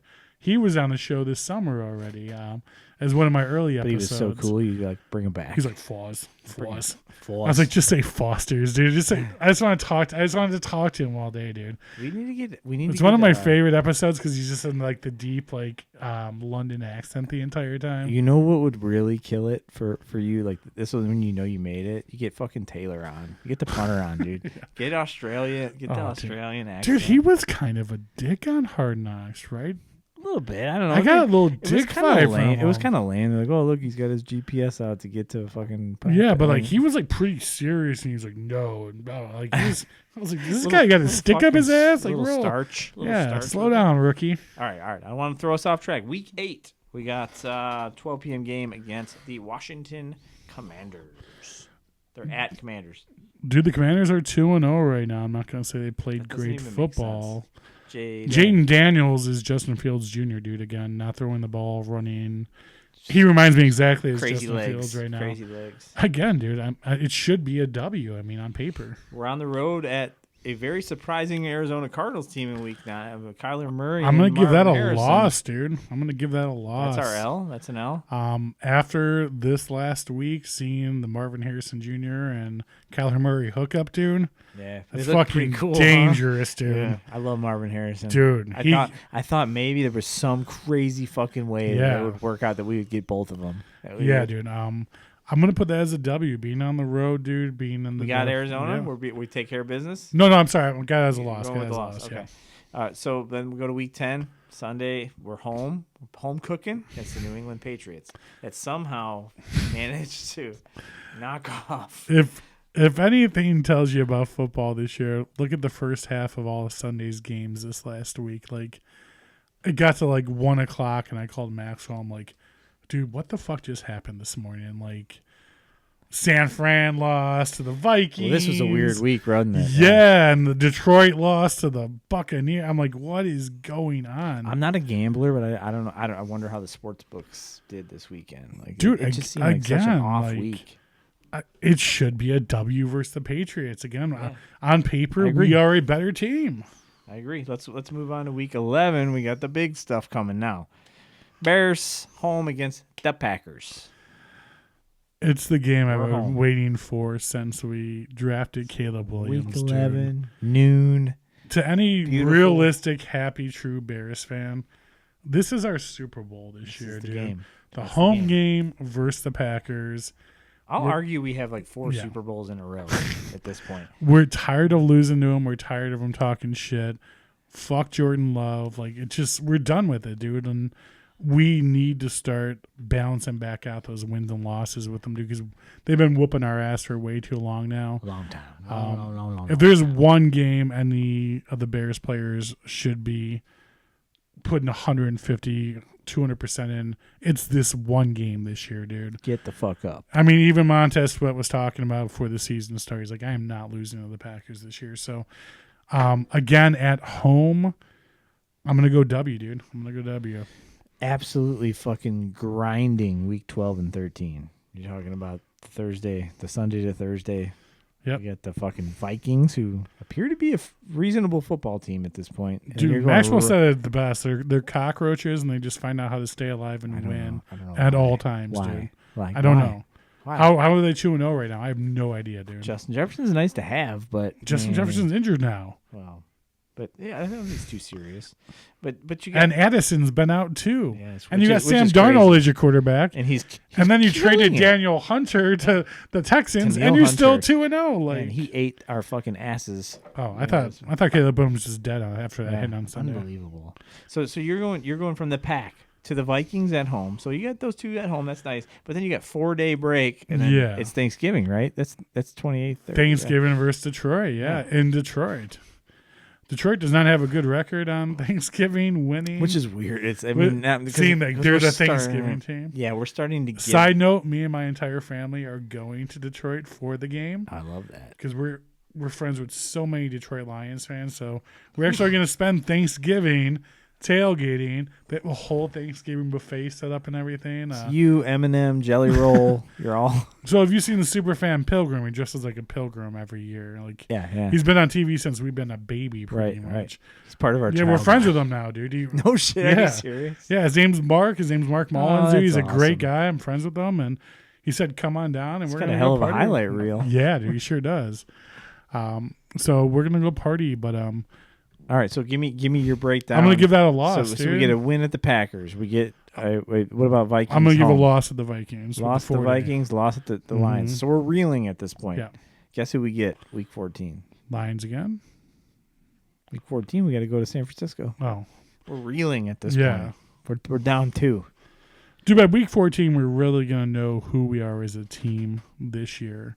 The reason I said the less losses versus Detroit and the Vikings is I think we're going to split those games, so I'm going to give the W's for the rest of the year. Oh, shit, well, now I already know my answers for that. Yeah, exactly. I'm going to give a loss to San Fran on the road, man. I mean, yeah, it's tough. They're way too much of a tough game. Way too much of an established team. But we don't know. That could be True, Kittle's down, Debo's down, McCaffrey's calf is What blown has the history of out. the Bears taught us as fans? The games you expect to lose, you win. The games you expect to win, you lose. The only thing we've ever learned from them is that the Bears are who we thought they were. That's the best game ever. It really is. And then we almost replicated it this year in a way, right? I mean, another game where we won without a touchdown. Yes, sir. Without an offensive touchdown. Sorry. So I already got your answer on week 15 then. That's at the Vikings, 7 p.m. game on a Monday night. So I think we're going to win out at the end of the season. Taking the Vikings. My hopes is that we're in that 10 to 11 spot there. Now we're home. We're taking on the Lions in week 16. We're taking that game. So we're at home. We do generally play, even recently. I don't think it's going to give us a division. I hope by that point we fall into a nice wild card spot. All right, so now we're looking at week 17 with the Seattle Seahawks. But we're at home. Yeah. We're on Thursday. It's prime game, day after Christmas. Thursday night games, dude. And Mike Maxwell will vouch for this. It doesn't matter what teams are playing. For just about anything. It ends up being the worst game ever. Like you could have it's rough. Yeah, you can have the two best teams. Like we had a good Thursday night game last week, dude, and fucking Tua went out with a concussion, and it was supposed to be an awesome game of high scoring antics on Thursday Night Football. It really should have been. Yeah, but of course, on paper, it looked fun. But then Thursday Night Football creeped in and fucked it all up, and I'm gonna say as a W, dude. I'm going W. Yeah, boy. Bears. And then we're we just finished the season out with the Packers, right? We're at the Packers. That's going to be a loss. I'm going loss for Packers at Lambeau, dude. Or are they so far out that they're just not even trying anymore? Jordan Love's done. Stop it. Josh Jacobs already injured. He's done for the year. Stop it. All right. One can only hope, my friend. One can only hope. You know what would have been really smart of me as the host is to keep track of that. What you actually... I'll have to go back and listen and count that up. But, I mean, we're 1-1. We're 2-1 at the Colts. We're 3-1 now at the Rams, right? Yep. So we're 4-1 now with Panthers. We're 5-1 at the Jags now, right? Yep. We got a bye. We're 5-2 now with the Commanders. Yep. We lost the Commanders at the Commanders. So Cardinals. Wait, did you give us Cardinals? The Cardinals is a loss. Commanders is the win. So we're 6-2 at the Cardinals after the Cardinals game. So we beat the Patriots, or we. That was a win. So we're 7-2. Packers, we beat them the first time. 8-2. Vikings, Lions. Vikings we lose to. No, Vikings we win. Vikings we win at home. 9-2. Are we really 9-2? Yes, You're yes, fucking we with are me right now. So now we're 10-2 at the Lions. right? Yep. And on Thanksgiving. Now we're 10-3 with the Niners. We're 10-4 with the Vikings. Yep. Now we're 10-5 with the Lions. Yep. Now we're 11-5 with the Seattle Seahawks.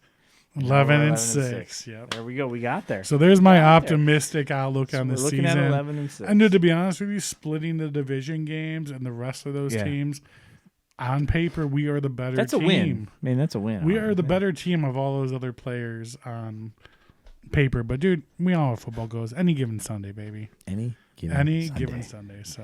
Or any given Wednesday night on the microphones with Mike Fosnaugh. Let's hit all the social media, the way, like where they find it, how often is the podcast released? Yeah, like, so where can they see more Mike Fosnaugh and the First and 10 with Fos? So daily, my posts, my updates, news on the Bears is Facebook page, Chicago Bears Fan Forever.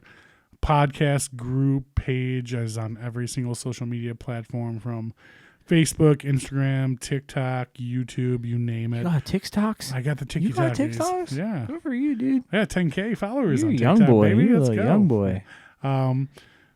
So First and 10 with Foz at any of those handles for those social medias, and that'll be links to my shows, things of that nature. All my shows, obviously, the catalog is on YouTube, so go on there at any time. I'm up to 47 episodes for the last 2 48, seasons. I thought it said. 49. 49, I thought it said on that new 50's one. coming up, me and Max I were thought talking 49 about was it. on that one. All right, okay. I thought, you're up that. Yeah, that we're way. starting to get up there. But again, you can go on there and watch the older episodes at any time. But yeah, it's just been a blast, Joe. I appreciate you having me on. So, again, First and 10 with Foz, any social media platform, type it in, baby, and you'll find me. First and 10 with Foz. You'll find my beautiful red beard, sir. Bear talk. You're getting other fan talk, other super fan talk. Is there what do you guys have a specific lot that your crew hangs out at the group? Yeah, so it's Harrison and Wabash. So if you're going to the game, First and 10 tailgating. So First again, and you can 10 search tailgating. First and 10 Type it all tailgating at Facebook, and we have a Facebook page and flyers and the whole shebang for the setup before every game. Like I said, 7 a.m. Harrison and Wabash every Sunday before the home game, my friend. We are out there partying and drinking bright and early. Get a wristband, get your shit together, and get out there. Yes, sir. Anything else we can leave the people with before we No, man. I just sign want to say I appreciate you having me back on. I'm glad we reconnected over this. Happy you're getting back into your passion of podcasting, my friend. I know you love doing this so much. Can't get enough, dude. And you took a long break there. I know kid life, everything comes into play. It's just laziness. So. It's just like the pandemic took me out of that rhythm. And after that. Yeah, but you're back, man. I'm happy to be excuse. part of it. You got your balls and your dick guy up here and everything. I got balls. I got a dick. You're right back there. and rolling, man. You got a great setup here, man. I'm happy you reached out to me. I'm glad I could come on the podcast and you found me as an interesting guest. This will be fun. We'll have to do some sort of production thing for yours. We'll have to come on your podcast and I can work the board baby. or something. Let's go. I might as well, since we were drinking these, West Coast from Riverlands tonight. So the boys every over in bear St. Charles, amazing, my friend. Brothership out in Mokina, another Riverlands hazy that just came out this week. Phenomenal. But, we've got to keep that craft beer element. Again, I can't thank you enough. That it was super fun to talk to you. Yeah, man, of course. I can't wait to keep following the show. I'm going to have Maxwell on, dude. I'm going to have to bring Maxwell get him on, dude. Just to talk about anything. I feel like I could talk to Maxwell about anything. That's why I love him as my co-host, because you can talk to him about anything. You really dude. can. Yeah. You make great He point brings you this sense of comfortness. He really does. It's weird. Yeah, dude. Comfortability. Yeah, comfortability, Yeah. Comfortableness. Well, dude, again, thank you. Mike Fosnaugh, First and 10 with Foz. First and 10 with Foz? Did I say that wrong? First and 10 with Foz. Yeah, First and 10 with Foz, and then the tailgate group. First and 10 tailgating. Yeah, just do the Googles and the Facebooks and all that stuff, and we'll. I'm guessing we're gonna have to round back towards the end of the year.